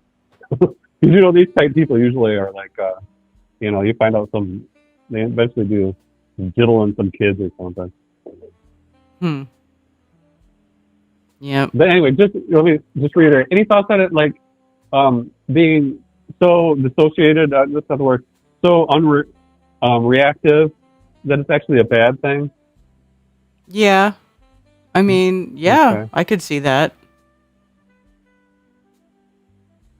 Yeah, that's the beauty of life. It's the tragedy. It's the beauty. It's the. I mean, it almost if you're literature. I mean, how would you feel about anything then? It's like, do you even enjoy anything good if you don't even recognize the bad stuff? It's like, it's almost like the bad things are necessary because that's what makes the good things so good, and for people to strive for that. Because if you don't care, if you don't exhibit care, then bad things can happen. Does that make sense? Totally. Yeah. and it kind of puts a blinder on you. Mm-hmm. And it's like they say self-help is masturbation too, and all of this stuff is just a grip to get money out of you. And like you said, like we said, we need both beauty and ugliness. We need happy and sad. We need all of that, Hmm. light and dark. Okay. So I just thought to get off my chest with somebody and say it out loud and like hear my own thoughts on it. I felt bad that I told him, I thought this guy was a grifter, and I said, psychopath, not a sociopath. Sociopaths end up in prison because they have no impulse control. Well, psychopaths end up being CEOs and dudes like this. Anyway, and let's see. I have one last thing. I don't know if I should bring it up. It's just, yeah, I'll bring it up. You don't care. Have you ever heard of Kettle's coal mine and the petrified trees they found in the mine? The coal mine. Anyway, it's interesting. I watched a 1-minute video before I called you, but that's all I know about it. There was they showed a little tiny tree stump in the middle of the coal mine. There's apparently a whole bunch of them. Petrified What from is all the it? pressure of the Kettle coal mine? kettle. Yeah, kettles like the chips. Kettle Kettles. Uh-huh. Coal mine. Petrified trees. The movie, or the video I watched, I think I wrote it down too. The mysterious ancient tree inside this coal mine was the title of the YouTube video. It was only a minute. Hmm. The mysterious ancient tree inside this coal mine. Oh, here we go. Kettle bottoms in There underground was coal a tiny little tree mines. stump in there. Many of the fossil standing trees reported in Kentucky's coal fields are found in underground coal mines. In mines, they are called bells, kettles, or kettle bottoms. The terms come from the tendency of stumps to have round bases like kettles when they fall out. This is partly a function of compaction or surrounding rock around the base of the trunk. Fossil tree stumps and mine roofs can have a variety of appearances, blah, blah, blah. Oh, it's interesting. Yeah. And this is the technical term for it was polystrate fossil. Polystrate fossil. Upright fossil tree stumps. Yeah. Interesting. They're, of course, yeah, not on the size of a Devil Tower or anything. They're little tiny ones, but interesting in a coal mine. So the pressure of the water and everything got to the trees before they could die. And that would make sense underground. All the soot and soil and shit that went over top of it and put pressure down on it, maybe. Yeah. Of See, course, water if you look at the little detects diagram here too, it talks about how it has to be submerged. Like that's how trees are fossilized, right? They get submerged by a supersaturated slurry. And then, and during the decay process, the organic material of the wood is replaced by agate or quartz or whatever is in the material inside the slurry. fascinating. Yeah, that's cool. That's so awesome. That is.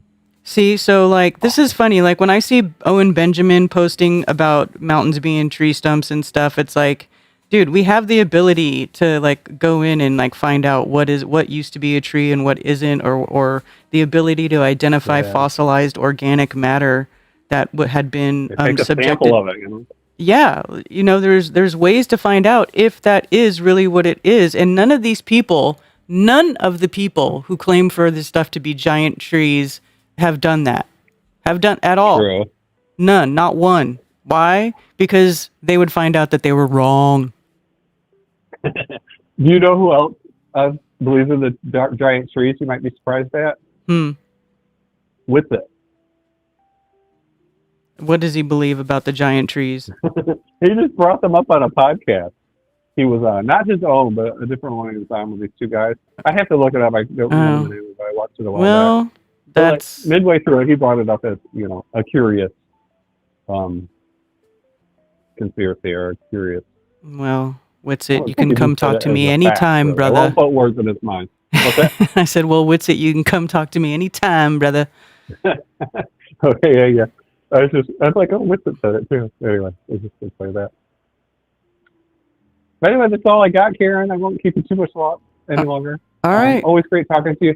Thanks for letting me get that off my chest. I still want to know, what can I ask one last thing before I go? The Strait of Hormuz. What are your predictions? I want your intuition. Closed or open soon? Are we going to have $10 gas in Is a it? month? Oh God, no! That would break people. Like I seriously, would.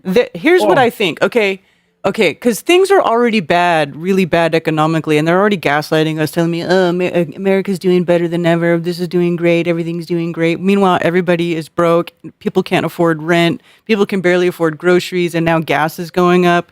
They oh, they wouldn't do that because then they would push people. You know, like they can only go so far before their people are going to break. And I feel like the beast that would system, break them. I feel like the beast system has it down where like they push people right up to that point and then they back off a little bit and then, you know, but they don't Yeah. ever push It would people topple beyond government. that line where they would start. So I feel like no, my intuition would be no, that's not going to happen. Okay. I hope you're Uh, right. so I think it I would be hope too you're much. right. Yeah, well, we'll see. I could be wrong. Yeah. That's all. We can't do anything about it. All we can wait and see. But that, even Trump to say that, I really think we're on, like, in dire straits if this goes on too much longer. And I don't think we can't do anything about it. Iran's going to do what they're going to do. I think they got us by the balls. But anyway, All right. it was great talking to you, Kier. All right. Thanks for calling. You have a great day. All right, you do. Bye.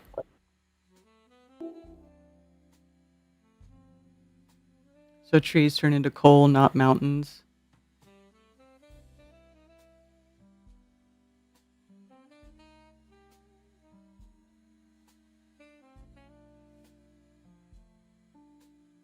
Oprah's school for disadvantaged girls in South Africa was super cringe. Those girls were probably sent directly to an Epstein facility. Oh yeah, yeah, yeah. She's a disgusting human being. For me, he's legit. Oh really? I don't know. I'd be very skeptical of somebody who is mixed up with Oprah. That association alone is a huge red flag in my opinion. Like I don't think you get an Oprah endorsement unless you do something disgusting. Just saying. I could be wrong. That's how we get our oil, fossil fuels.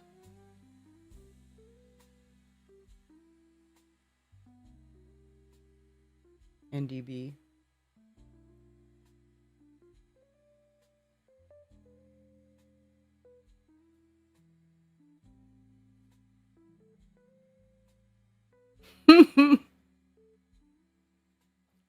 Hello, Morgan. Right about markets crashing. Japanese just had to intervene in the FX market because things are crashing. Really? Let's see.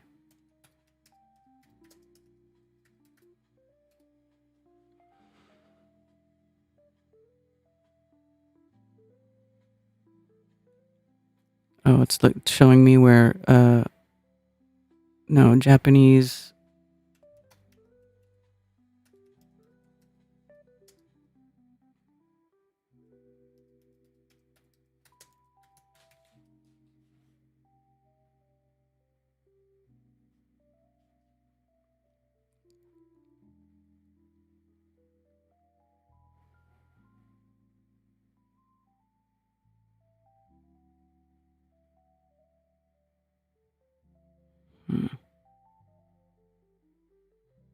What the Japanese bond crisis could mean. Oh, this is Forbes are going to want me to pay.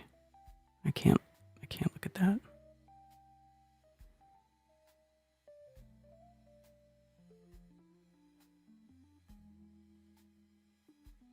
Japan news.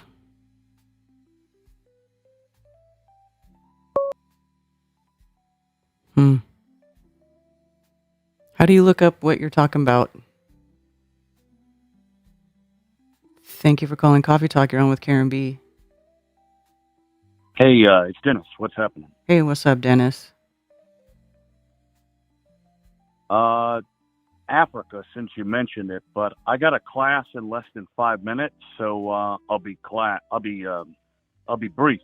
Okay. I just dropped my wife and her mom off while I was listening to it while I was driving, and I saw you mention, like, who knows what's going on with Africa, and I think I can make some bring some method to the madness, and using Gaddafi's fall in Libya back in around 2011, 2012 as a reference point.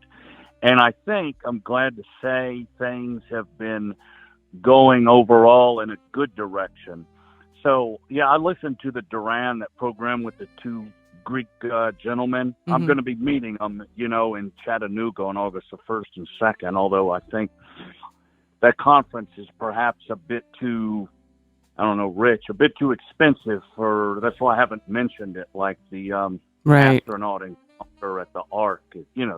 Yes. The political one, it's like $1,000 a ticket. But oh, by the way, in no despair, Bear, I sent him an email about the astronaut encounter at the Noah's Ark replica in Kentucky, Saturday, July 11th. I just haven't heard back from him, but I'm definitely going to that. Danny Faulkner is going to be there. I'll see if he recognizes me. But anyway, in a nutshell about Africa, basically there was he took power in '69, and for decades Libya had the highest living standards in all of Africa, and afterward it went to something like the opposite of that. Well, anyway, the forces against him were two. There were the colonialists, the Europeans and all, with CIA. And there was a group they were using were the Islamists, like this ISIS or ISIL type, basically Muslims, not like the Iranians, the Muslims that don't have any morals, and the ones who stuck a knife in his rear and all this, and they put it on TV, and ruin the country. Mm-hmm. And they had in sections of Syria, and basically the Western colonialists, the Americans and the Europeans, they use these groups. They use these groups against their enemies. Iran, what the Western media doesn't say, like Iran has always been against these groups, but the U.S. and Europe have a like a love-hate relationship with these groups. Sometimes they support them when they're against their enemies, like in Syria, but other times they're against them, like with Osama bin Laden. They supported him in the 80s and 90s, and then they went against him. Anyway, what happened in Libya after, it's been basically a good news over the long term since around 2016, and that's why the media in the West doesn't report it, because it's actually been good stuff going on. So there's been two war fronts. There's a war. One is Russia and Ukraine over the past come to develop, and the other's in the Middle East, especially with Iran. Well, there's the third one that's in Africa, and that's the one that's least reported on, mainly in West Africa, in the desert, in the Sahara. And it started in Libya. So, and it involves these three parties. So what's happened, and I did want to say one thing on Iraq. Basically, it's a Shiite majority country, especially the southern half of it, similar to Iran, same religion. And basically the U.S. war against Saddam Hussein and afterwards against the ISIS types over there, the U.S., probably inadvertently, they weren't thinking about it. They're not the sharpest knives in the drawer, but they eliminated Iran's enemies for them. Like they say in Midnight Run, what De Niro said, aren't you going to thank me for doing your job for you? And so Iran, for the long term, that benefited. So Iraq and Iran, especially the southern half of Iraq, the future for Shias is looking strong and bright and good. And most of these types, the ISIS types and Al Qaeda types, they came from almost totally from within the Sunni majority. Anyway, in Libya, there's this guy who his name is General Haftar, and he actually led when Gaddafi, he's in his early 80s now, but when Gaddafi took over back in '69, he led the military for him and became his army chief of staff throughout the '70s. And finally, I think it was around '86 or '87, they lost in a military conflict with Chad on the south, and Gaddafi dismissed him and expelled him, and they had a falling out. But I think they're both good guys, but because he had a falling out, he went to the U.S. and was friends with the CIA, this General Shaftar. But I don't think his loyalty was ever with him. And somebody that's ignorant of it may say, oh, he's a CIA asset. No, he's not. He was in 2011 when they had this war on Gaddafi, and those were the ISIS types that actually killed Gaddafi. And the Tripoli is where the main, the European and CIA headquarters there, and still is. But now it's just a toehold because Shaftar controls most of the country now for over 10 years. And he's basically like, all except the toehold of Libya, all its southern border posts and the ports on the Mediterranean and all the central Libya. That's all. He fought against these ISIS types and eliminated them. And he's clever. He played the Europeans and the ISIS types off against each other and used the French and all to bombard and attack the ISIS and eliminate them. Then he turned, once he had that consolidated, he had the eastern part near Egypt with Tobruk and Benghazi. And after that, he turned his back on the Europeans, and he was against these the Europeans in Tripoli. And basically, that's the only toehold of Libya that's not under his control. And he's allied with the Russians and the Chinese. So things have been going, all the slave trade and all, and the ISIS types that were in Libya were in the European controlled parts where they let ISIS do what they wanted. And General Shaftar has eliminated that. Well, as he was fighting, these types had been going to West Africa, like in these countries like Nigeria and Mali and Niger, the ISIS types. And Boko Haram was in Nigeria already. These are groups like Al-Qaeda, ISIS, what have you. Anyway, these groups were warring against the French.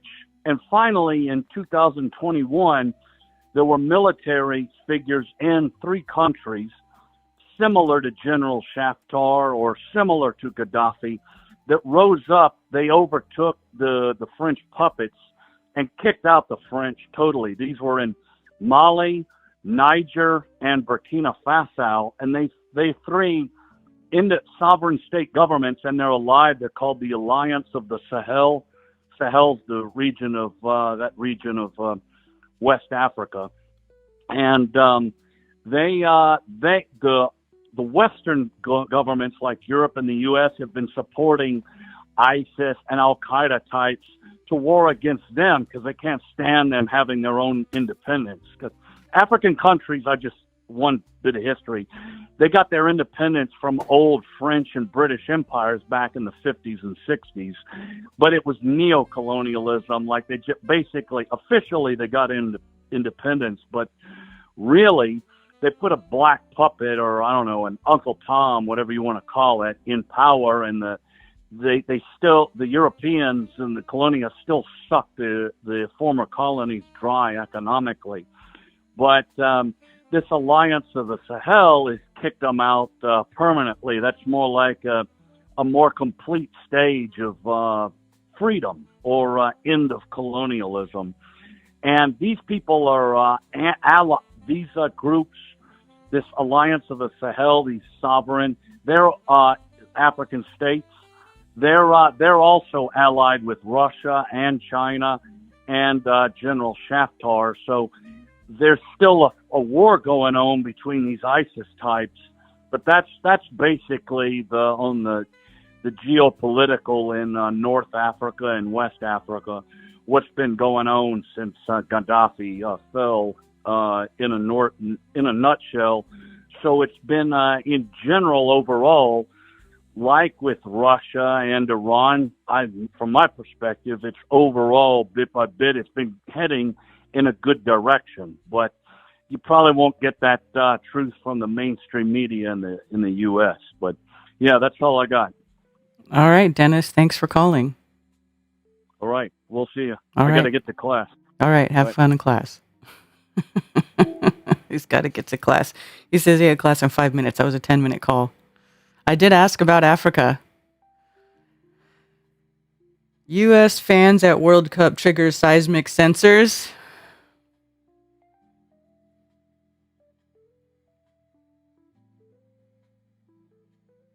U.S. fans trigger seismic sensors at World Cup game.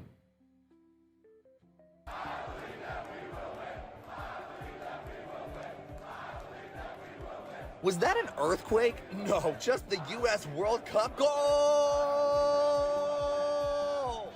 Fans celebrating the U.S. team's winning goal against Australia in the World Cup triggered a spike in seismic activity detected by sensors at Seattle Stadium. The U.S. men's national team defeated Australia 2-0 on Friday, clinching first place in their group and a spot in the knockout stage. That's funny.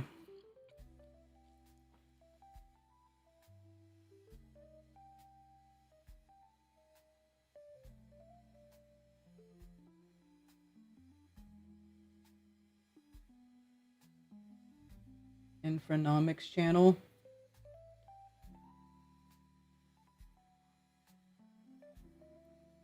Have a lot of accurate test equipment. Yeah, we can test these materials. This isn't like space.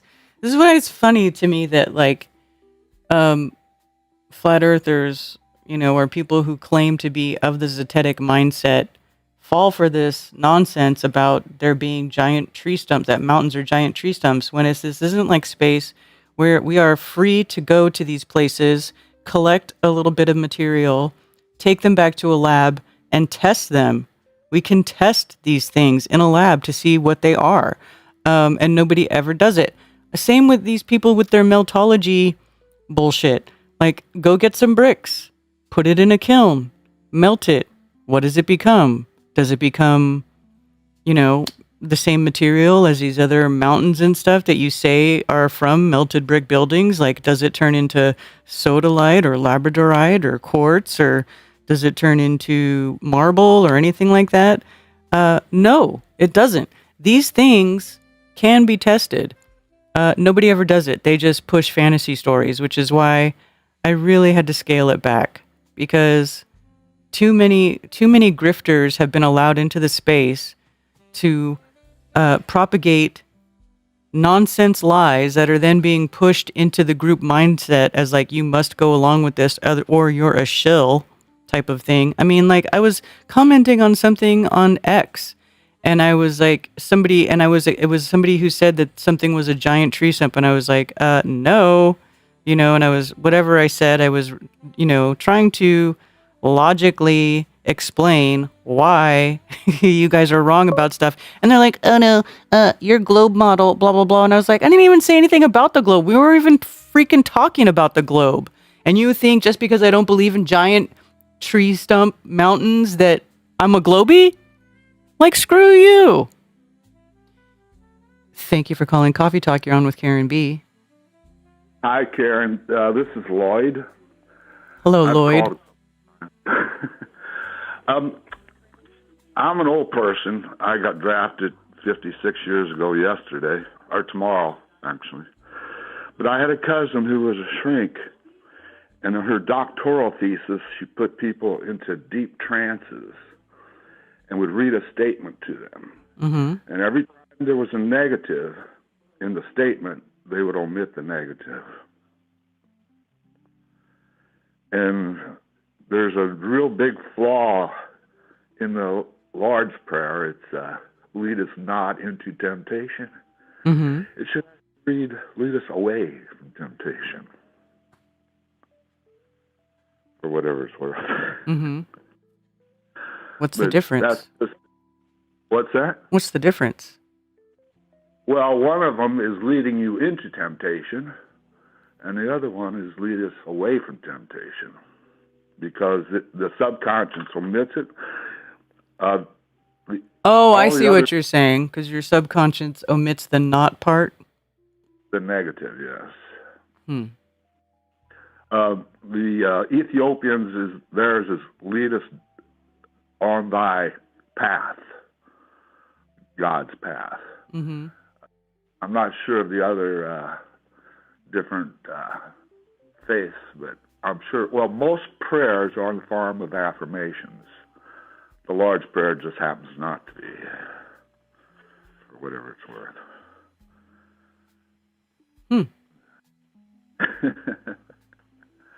But it's food for thought.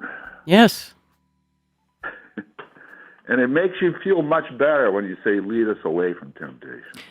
Yeah, that is a thing. Like when you're any sort of like manifestation, like people who talk about manifesting things, you don't say don't do something. You always think in the positive. So you picture yourself where you want to be instead of picturing yourself where you don't want to be. So I think Exactly. it's the same type of thing, right? Right. I'm not going to be like my la la la la, you know, or Mm-hmm. I'm not going to get pregnant, you know.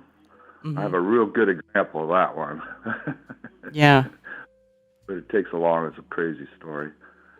But yeah, that's about all I know really for today anyway. All right. Thank you for being here. Yeah, sure. Thanks for calling. I really appreciate your show. Well, I'm glad. Bye. Thank you. Bye-bye. Bye. Forgive us our debts instead of trespasses.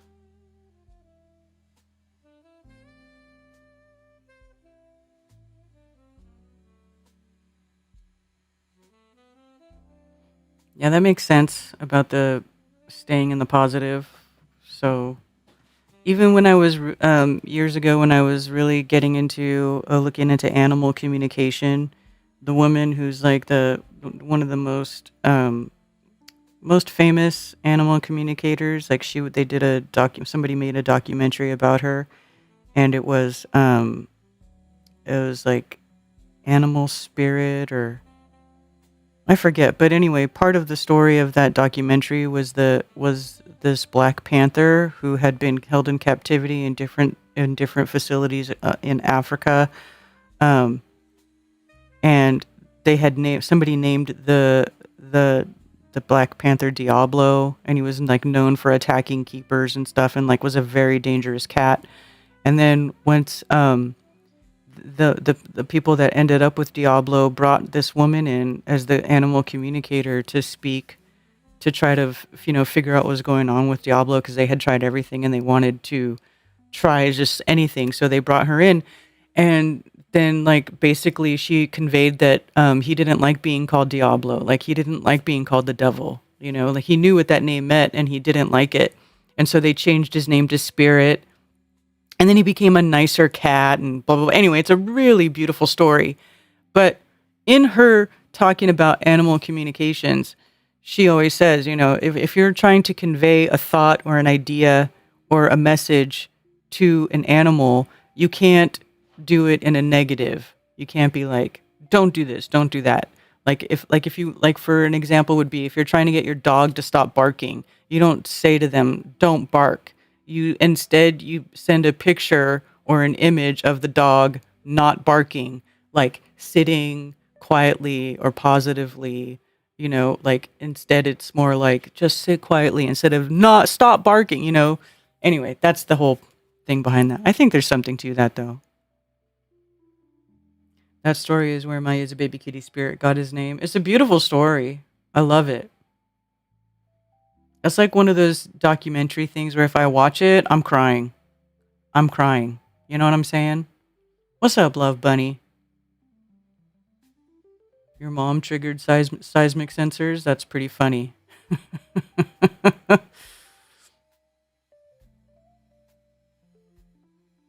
Fuck soccer. All right.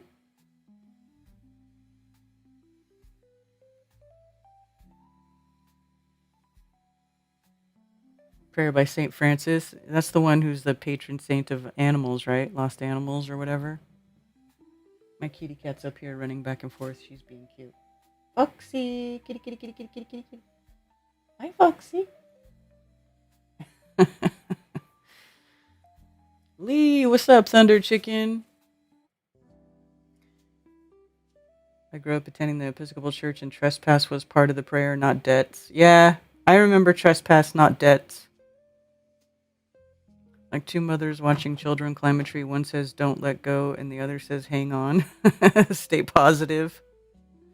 Yeah. I was talking to a lady earlier who said her dog barks at everything. I will need to tell her what to do next time I see her. Yeah. So it's like she has this whole meditation thing where she goes through. She describes like how to start communicating with the animal. Like you literally, she tells you to like sit quietly and like do a meditation where you're basically like opening the line of communication to either a specific animal that you know that you're trying to communicate to, or to animals in general, like the energy of the collective species or whatever that you're trying to communicate to. Like, cause in that film, you know, they talk about like these tribes in Africa that will go hunt a herd, and so they'll do like a whole ritual the night before, like trying to, you know, saying, "Oh, let us find you, let the herd find you," and then they go and they out and they find the herd and they harvest an animal, and then their little village gets to eat for however long, you know. But it's like they go through a whole thing where they're like establishing a connection, like some sort of ethereal connection with these animals because their livelihood depends on it, you know. It was very interesting too, the things like interviews, like things I've heard her talk about, like how animals don't have the same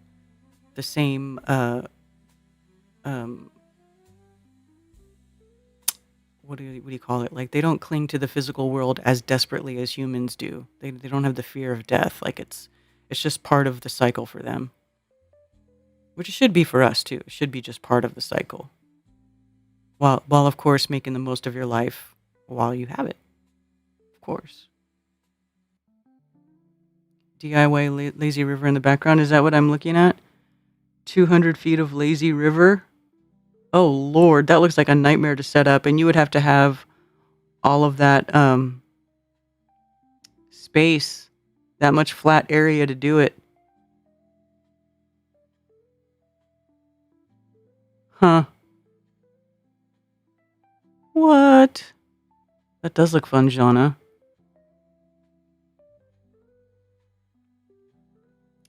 But I just somehow I just don't think it's the same. Like it wouldn't be the same in real life as it is in that video.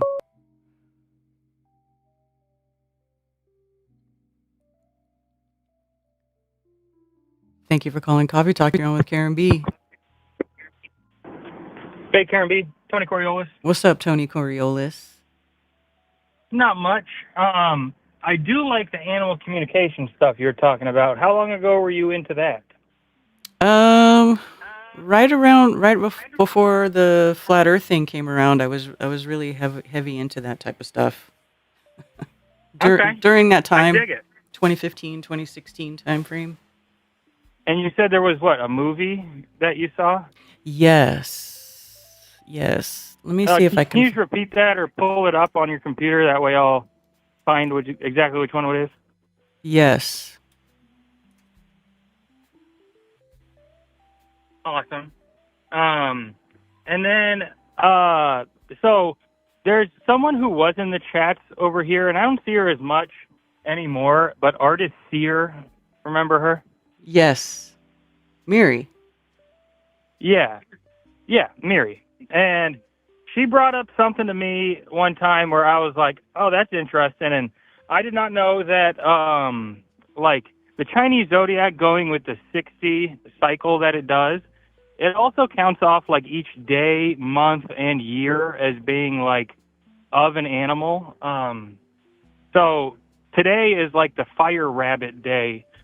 And then the year is the wood horse year. And I never even knew, like, how to track that, but I at least found someone who, because even when I asked Miri, she knew what day it was, so she knows how to refer to it. Mm-hmm. But I found there was one time I called into Coffee Talk, and I showed you, like, an oracle deck that I had of the Chinese zodiac. Mm-hmm. So it's the person that like made that Oracle deck. She's got an Instagram, and it's 5 Element Oracle, and she does like a daily post about, what day it is and what year and month and everything. So it's just really interesting. And then since Thunder Chicken's here, he's a fire rabbit. So I threw that at him in the chat that, hey, today's your day. But yeah, Nice. I don't know if he got it. And then okay, from what you said about the dogs and speaking positively, like we got 2 dogs, one's chill and then another one is not chill. Have you had success with that method of, like, have you had any dogs that are just like, well, this one's not listening to anything? Well, to be honest with you, I haven't really done a whole lot of actually trying to practice animal communication here recently, although probably I should try with my dog Maya because she's out of her mind. She's always running all over the place.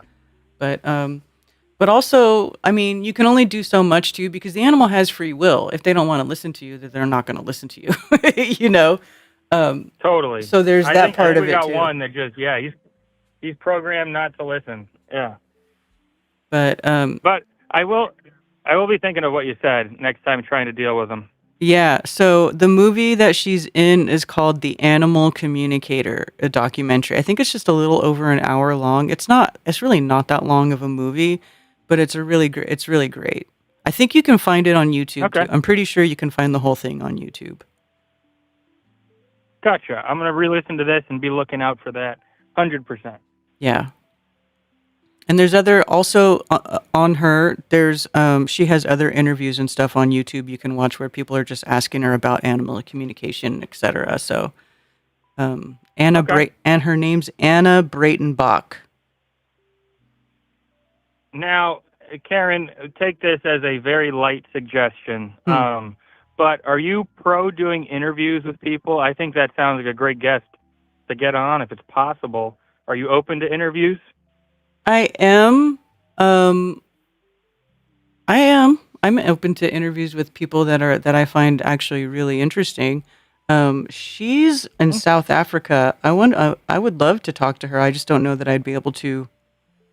I don't know. I could try. Yeah, I mean, I would honestly, whoever you had on as a guest for an interview, I'd watch it. But I think that'd be a really cool one. Yeah, definitely.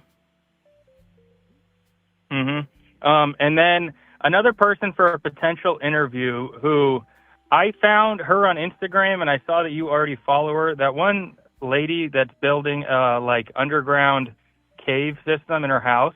Oh, Engineer Kala. You know what I'm talking about? Engineer Kala. Yeah.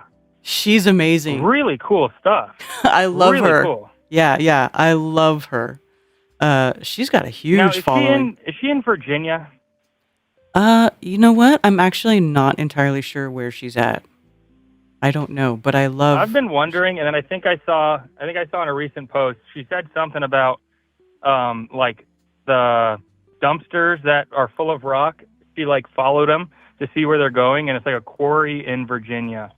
So I assume Virginia, but I'm not positive. Oh yeah, that sounds about right. Yeah. And I really think that, I could totally see you doing her exact kind of thing. It seems awesome. Oh, yeah, but I think she's an actual engineer. But, I mean, you can kind of learn some of it. Even it seems like she's got like a whole group that kind of she's been building off of people contributing and getting her like advice and stuff. And she's really got a good thing going. Yeah. Yeah. So just another possible interview I think would be superb. Yeah, she's fun. She's got a good sense of humor too, because like she's building a castle, and she's building an underground like bunker below her house. Yeah, she's got 1.1 million followers. She's a huge following.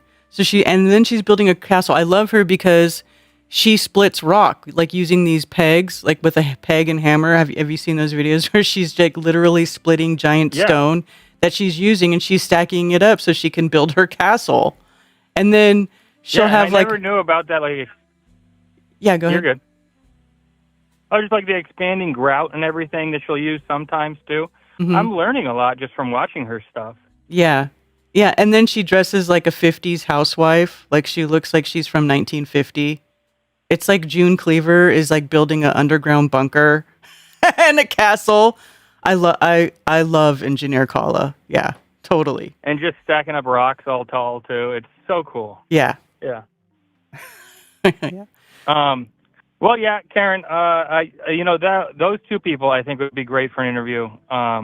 And thank you for the show. There's other stuff I was thinking of, but you know how it goes. I'm out here working, and the sun's just baking me, so I'm like half brained today. Yeah, well, stay hydrated, Tony. Yeah, and earlier when we were talking about that and everything, I mean, there's no like real studying on it, but like, or as of now, I'm kind of like acclimated to the summer. Like, I guess this intense heat, I gotta just kind of acclimate a little more. But if I was like, in Michigan or something, and then I came out here, tried to go on a hike, I'd for sure pass out. But the fact that I'm here all the time, humans acclimate. Even like when you define acclimate to somewhere, like what is it in you that changes? Is it just like your lungs and kind of everything in your body just kind of aligned to the weather, or I don't know what's up with acclimation? Is that even like a thing, or is that just kind of a made up word? No, I think it is a thing because I grew up in California where it's very dry heat, very similar to Arizona. And so when I moved over here, the humidity was really a lot more oppressive than I find it now. Like now I feel like after I've been living here for a decade, I'm used to it and I deal with it a little bit better. But yeah, I think you can acclimate. I mean, look at people who live where it's freaking cold all the time. I don't even think I could function if I was like thrown into an environment like that. I'd like shut down or something, just naturally I would, just because I'm so used to not that. Yeah. But yeah, I don't know. Well, okay, Karen, I'm out of here. Back to work. Thank you for taking my call. All right, take it easy. Have a good day. Peace out, Karen. Peace. Tony Coriolis. Hey, Crazy Doug. Good to see you. Drink your water, boy.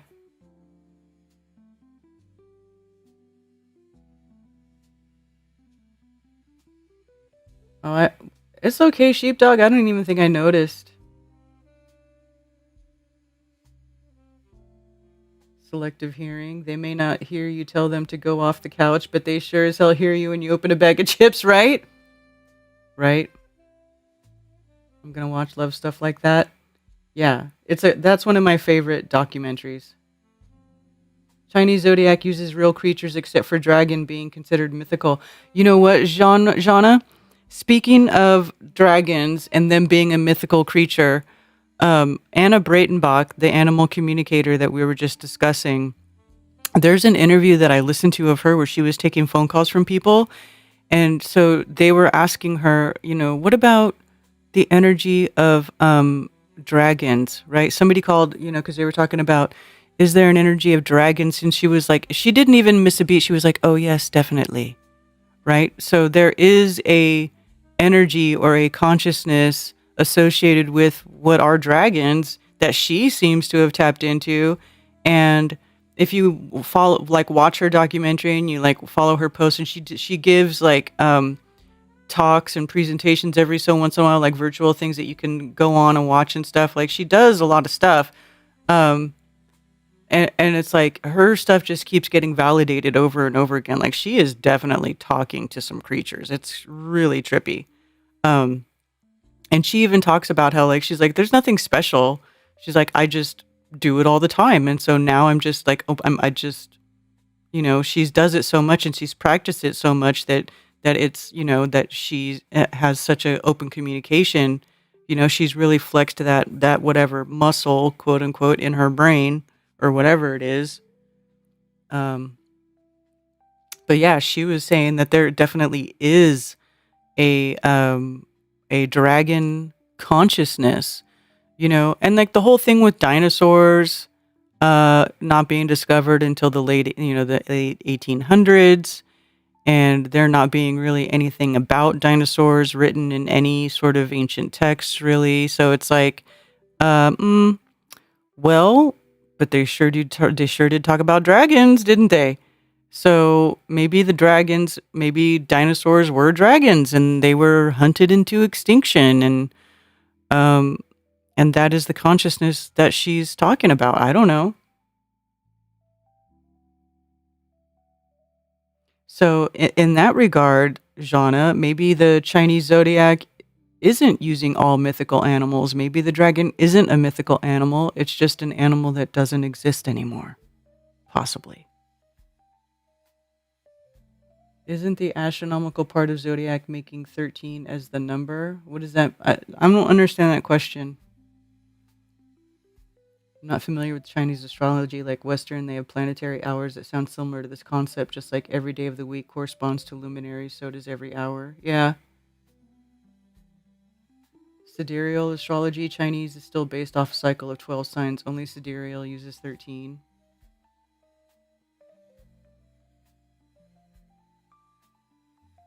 '50s post-apocalyptic fallout shelter. Sounds like a great video game premise. 85 here with 72 dew point. Yes, it's very humid. Adaptation to different climates is a real thing. Yes. You'd adjust. Just like when the guys went to Punta Arenas down at the southern tip of South America on their way to Antarctica. And it was the summer down there, but it's still only like 50, 60 degrees or something. That was like, and there's like people out there like swimming in the beach. You know, they're like, summertime. It's great. I'm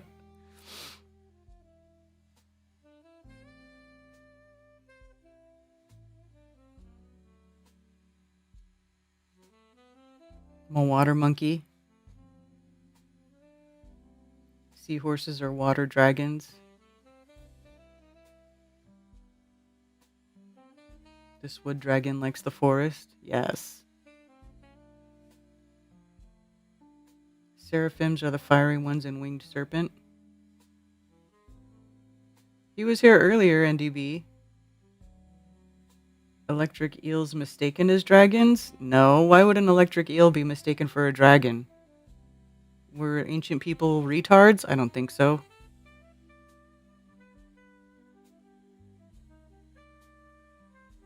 Aren't we supposed to have 13 months in a year? No. Actually, we're not. See, here's what's funny, God supremacists, is like humans, put their time scale on top of, they try to apply like numbers and a schedule to the sky clock. However, it's not exact. And there's not 13 full moon cycles in the year. So we can talk about that real quick. Because a lot of people think that they're supposed to be 13 months, but they're not. You're not. So let's see. Moon. Okay, so here we go. So moon phases for 2026, okay? So first full moon, January 3rd. So 1, 2, 3, 4, 5, 6, 7, 8, 9, 10, 11, 12, 13. Okay, so this year we're going to have 13 full moons. However, that is not 13 full moon cycles, because if you look at the age of the moon, right? So 29 days, 18 hours, 29 days, 16 hours, because each full moon cycle is a little different because the moon kind of zigzags between the tropics during the year, right? So sometimes it's a shorter cycle, like if the moon, I think would be the moon being closer or further. Is that farther? Well, if that's if the sun is north of the equator, that means the full moons happen south of the equator. So this is when the moon is farther away. So you have a shorter cycle and then a longer cycle when it's closer. Okay, that makes sense because the daylight is longer when the moon is closer. So that's what's happening. So when these longer moon cycles is the full moon happening in the northern hemisphere, and these shorter cycles is the full moon happening in the southern hemisphere, right? So it's different. But if you add all this time together, it doesn't equal 365. It's actually a little bit longer. I think it's like, a couple weeks longer. So moon phases, let's look at moon phases for 2025. Go. Okay, so here we go. Let's see. Full moon. 1, 2, 3, 4, 5, 6, 7, 8, 9, 10, 11, 12. See, in 2025, we only had 12 full moons. You see? And so that's definitely not having 13 moon cycles. If you only have 12 full moons, you're definitely not having 13 moon cycles. So let's see 2024. What was 2024? 1, 2, 3, 4, 5, 6, 7, 8, 9, 10, 11, 12. 12 full moons in 2024. So you can't have 13 full moon cycles and only 12 full moons, right? Too deep? 12 months of 30 days. But the moon cycle isn't 30 days though. Do you see that? How it's not 30 days and each moon cycle is different? It's because of where the moon is in the sky at that time. So it's an average. You average it. It's like it's not exact and it's different all the time. Which I think is probably why they go by the solar calendar rather than the lunar calendar. But it maybe a lunar solar calendar would be even more accurate if you're using both. But yeah, it just doesn't like we could add all this up. I just don't want to right now. I don't want to add all that up. But it would end up being more than a year.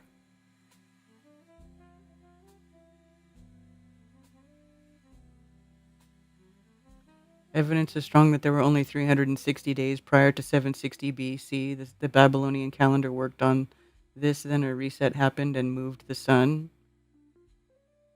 A reset happened and moved the sun? No. No, that did not happen. There was no reset that moved the sun. Basically, do you know how many different calendar systems there are? There's... All it is just a different calendar. How many calendar systems exist?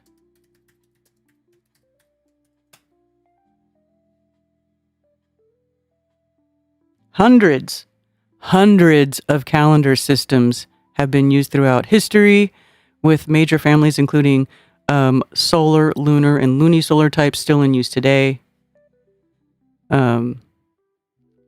Major types of calendars: solar, based on the Earth's revolution. Well, obviously based on the sun's path. Lunar, based on the moon phases. Lunisolar combines the elements of both. So you've got the Gregorian calendar, the Julian calendar, the Islamic calendar, the Hebrew calendar, the Chinese calendar, the Hindu calendar.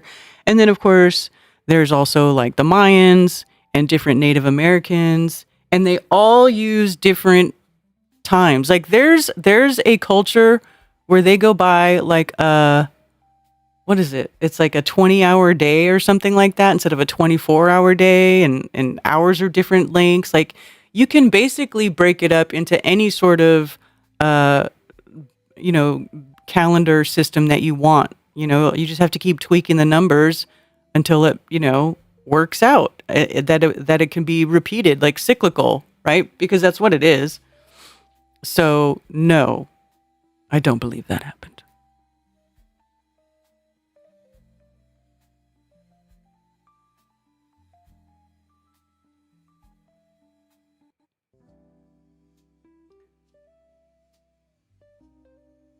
That is why the stars will never be in the same place year after year. Sidereal.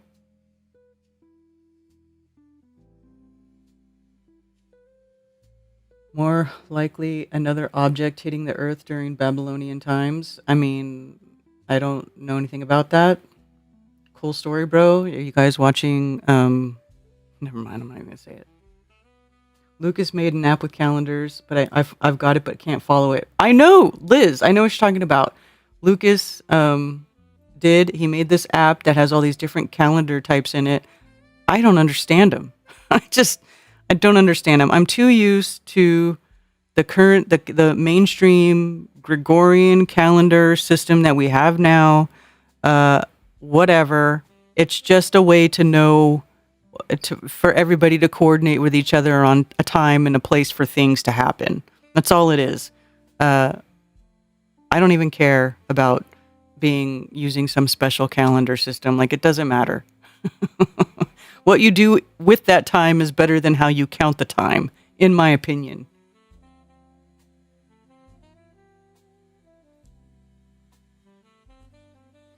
Anyway, yeah. If you guys are if you guys like Instagram stuff, like interesting Instagram accounts, Engineer Kala is the bomb. She is the bomb. She cracks me up. And look at her. Like I said, she splits rocks.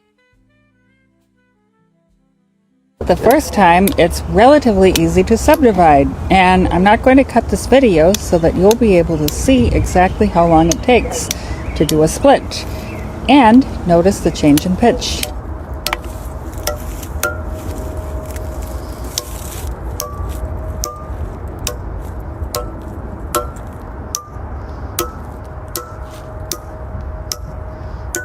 Look, no heavy machinery involved.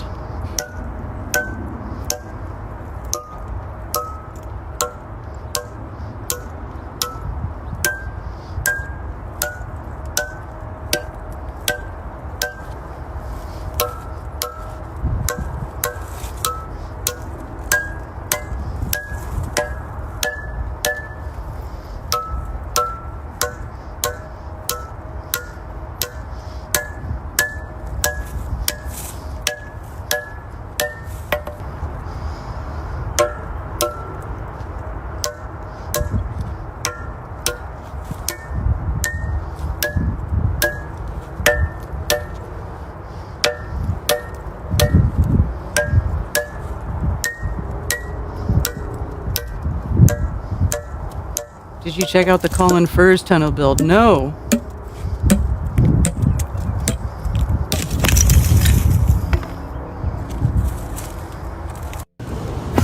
Once a boulder is split the first time, it's relatively easy to subdivide, and I'm not going to cut this video so that you'll be able to see exactly how long it takes. Here, I'll drop you a link to Engineer Kala. Engineer Kala. She's so interesting.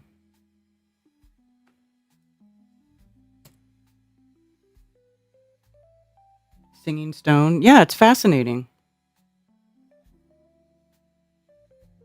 What's the Colin Furze tunnel build? Let's see.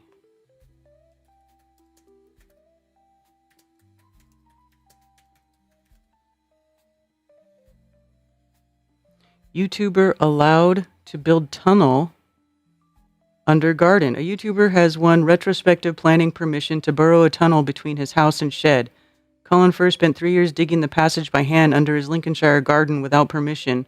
The subterranean structure lies 1.2 meters beneath the surface and could eventually also connect to a special underground bunker he has built.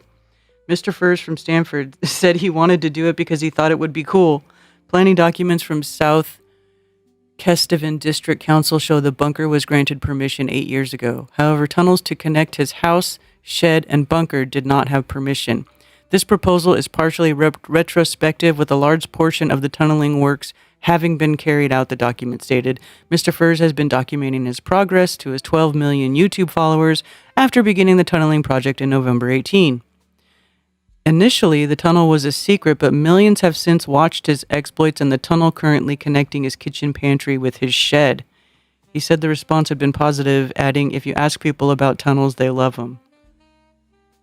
Interesting. Oh, his looks like it's even farther along than Kala's. For sure. Interesting.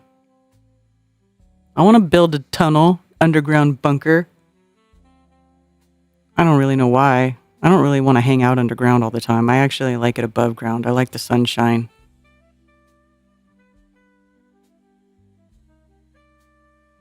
Nice. Okay, that's cool. I'll probably check that out.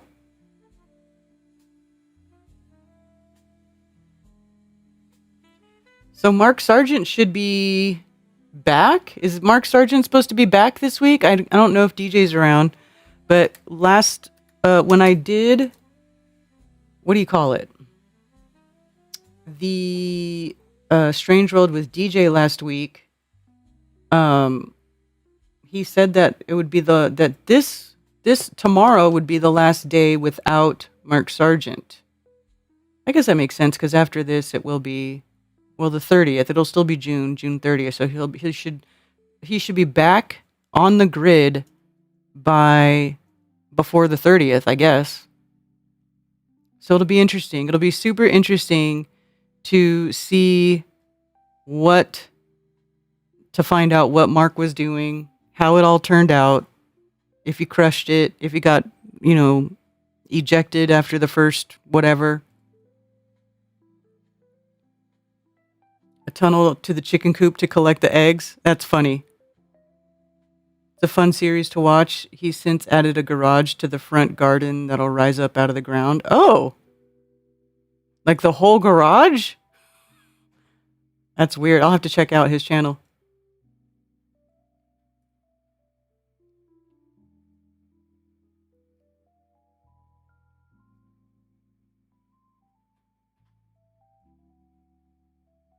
Oh, Engineer Kala has a YouTube too? Shoot, I need to go subscribe. I love me some Engineer Kala.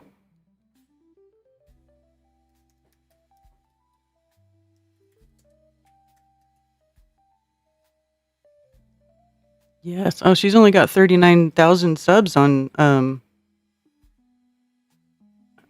think she's way more active on Instagram. Oh, these are old. Tunnel lady. Yeah, so Engineer Kala, she started digging her tunnel and didn't have permits, and then she got busted, and then she had to stop and spent a year. She had to draw up all these schematics and jump through all these hoops to get permitting so she could finish her tunnel. And so now she has permits and she's legal, and she's building her tunnel and castle. Let me holler at Kala.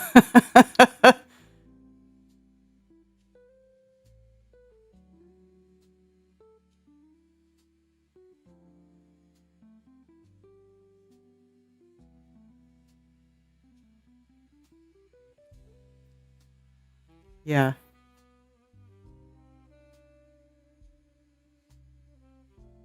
Who's done some crazy stuff?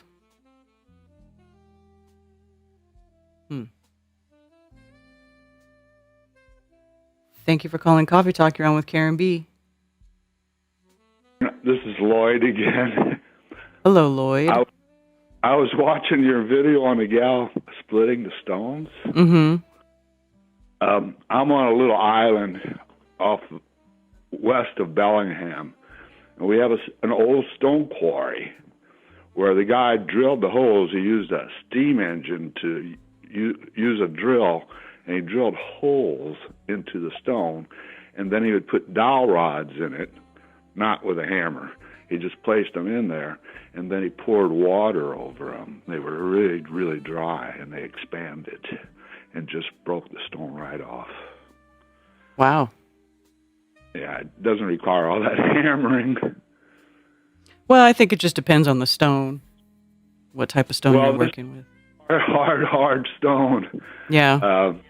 Granite, I think. But the thing is, it works. It doesn't, it'll work no matter what the stone is. The expansion of the wood from the water, because it was extremely dried out. Oh, yeah.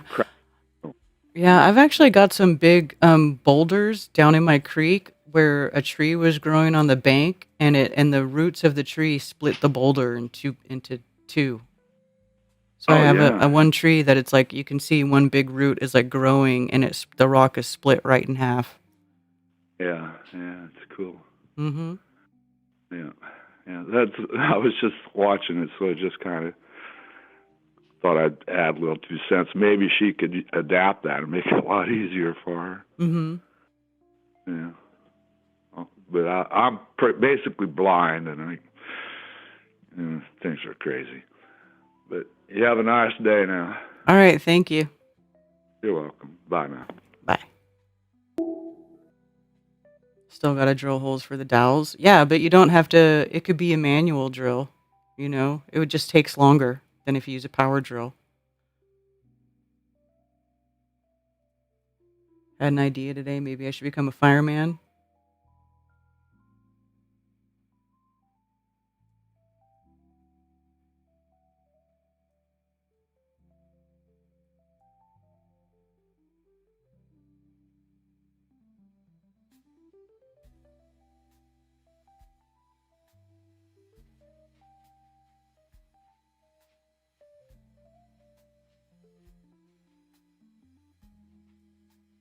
Living on an island west of Bellingham is almost enough to make me guess your name is Mark Sargent. Oh, Colin Furs, he thinks up insane stuff and builds it like a big child. Hey man, good for him. I like people that do stuff like that. Because that's like, you know, people showing like what real human ingenuity can do rather than just sitting there being a freaking armchair quarterback and being like, we didn't build that. That was ancient technology that the giants used. Aliens. And it was aliens. You know, like I'm way more impressed by people who actually go and do stuff or build stuff or, you know, create something from whatever they have around them, whatever materials that the earth provides, and then they build something using their imagination and their physical labor. I love stuff like that. Welding skills top tier, nice. Adults can learn too. Yes, they can. Yes, they can.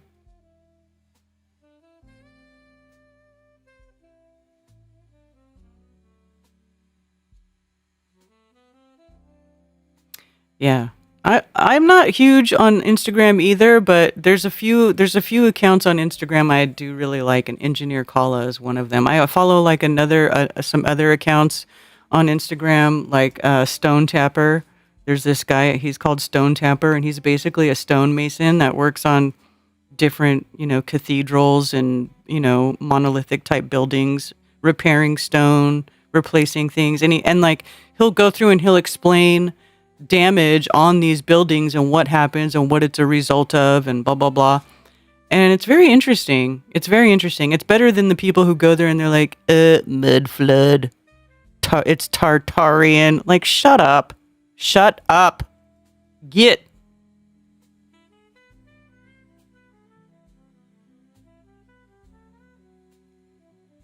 I need to learn how to weld. A machinist that knows how to weld could build anything. Billingtano, dude, I'm telling you, I actually, I don't talk about this a lot, but like way back when my first son was born, or right before my first son was born, I was going to learn to weld. I was going to go through the welding program at American River College in Sacramento.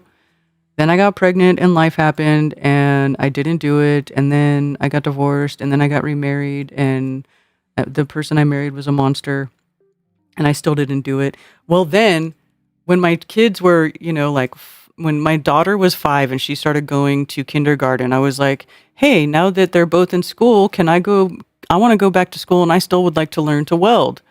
No, I wasn't allowed to go. So that was like 10 years ago almost now. So now I think I am going to sign up to go finally get my welding certificate and learn how to weld because I've been wanting to do it forever. For 20 years. So no time like the present. I know I'm almost 50, but fuck it. I think I'm going to do it. I had wanted to learn to weld because I used to love like these different metal sculptures that I would see people doing where they take like random metal junk and like make these big, beautiful creations out of them. Like I love stuff like that. And I like to work with my hands and I like to make stuff. So I think that I might be doing that this fall, which may mean that I'm not able to stream Mondays anymore. But if I don't, then I'll just move it to a different day. I'll still try to stream at least once a week, because I like keeping this whole line of communication going with our people, and whatever. Ted would probably let you test. Ted would let me. Ted doesn't tell me I can't do anything, really. Ted is the best.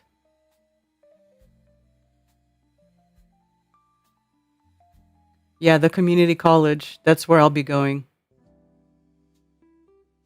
Well, she says she only learned spot welding. I want to learn, like, everything. Thank you. I do. I want to do it. Yes, like Flashdance Aisling 717, except I don't look like that chick. But yes, like that.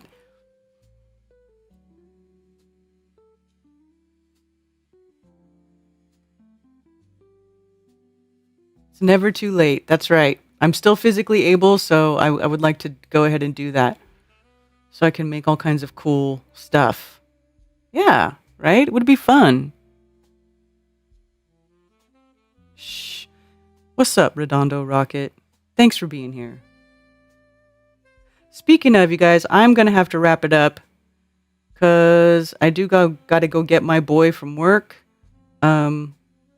Even if you stream less, just keep us updated on what you're doing. Yeah. It's not hard to stream at least once a week. And maybe I'll have more to talk about if I start doing stuff like that. You know, maybe I'll have more content to make, more interesting things going on. Anyway, thank you guys for being here on this fine Moonday morning. Hope you enjoyed your summer solstice. You know, soak up some sun, eat it up. That's what I'm going to be doing a little bit later today. And keep it flat. So thanks for being here, everybody, and we will talk to you soon. Later.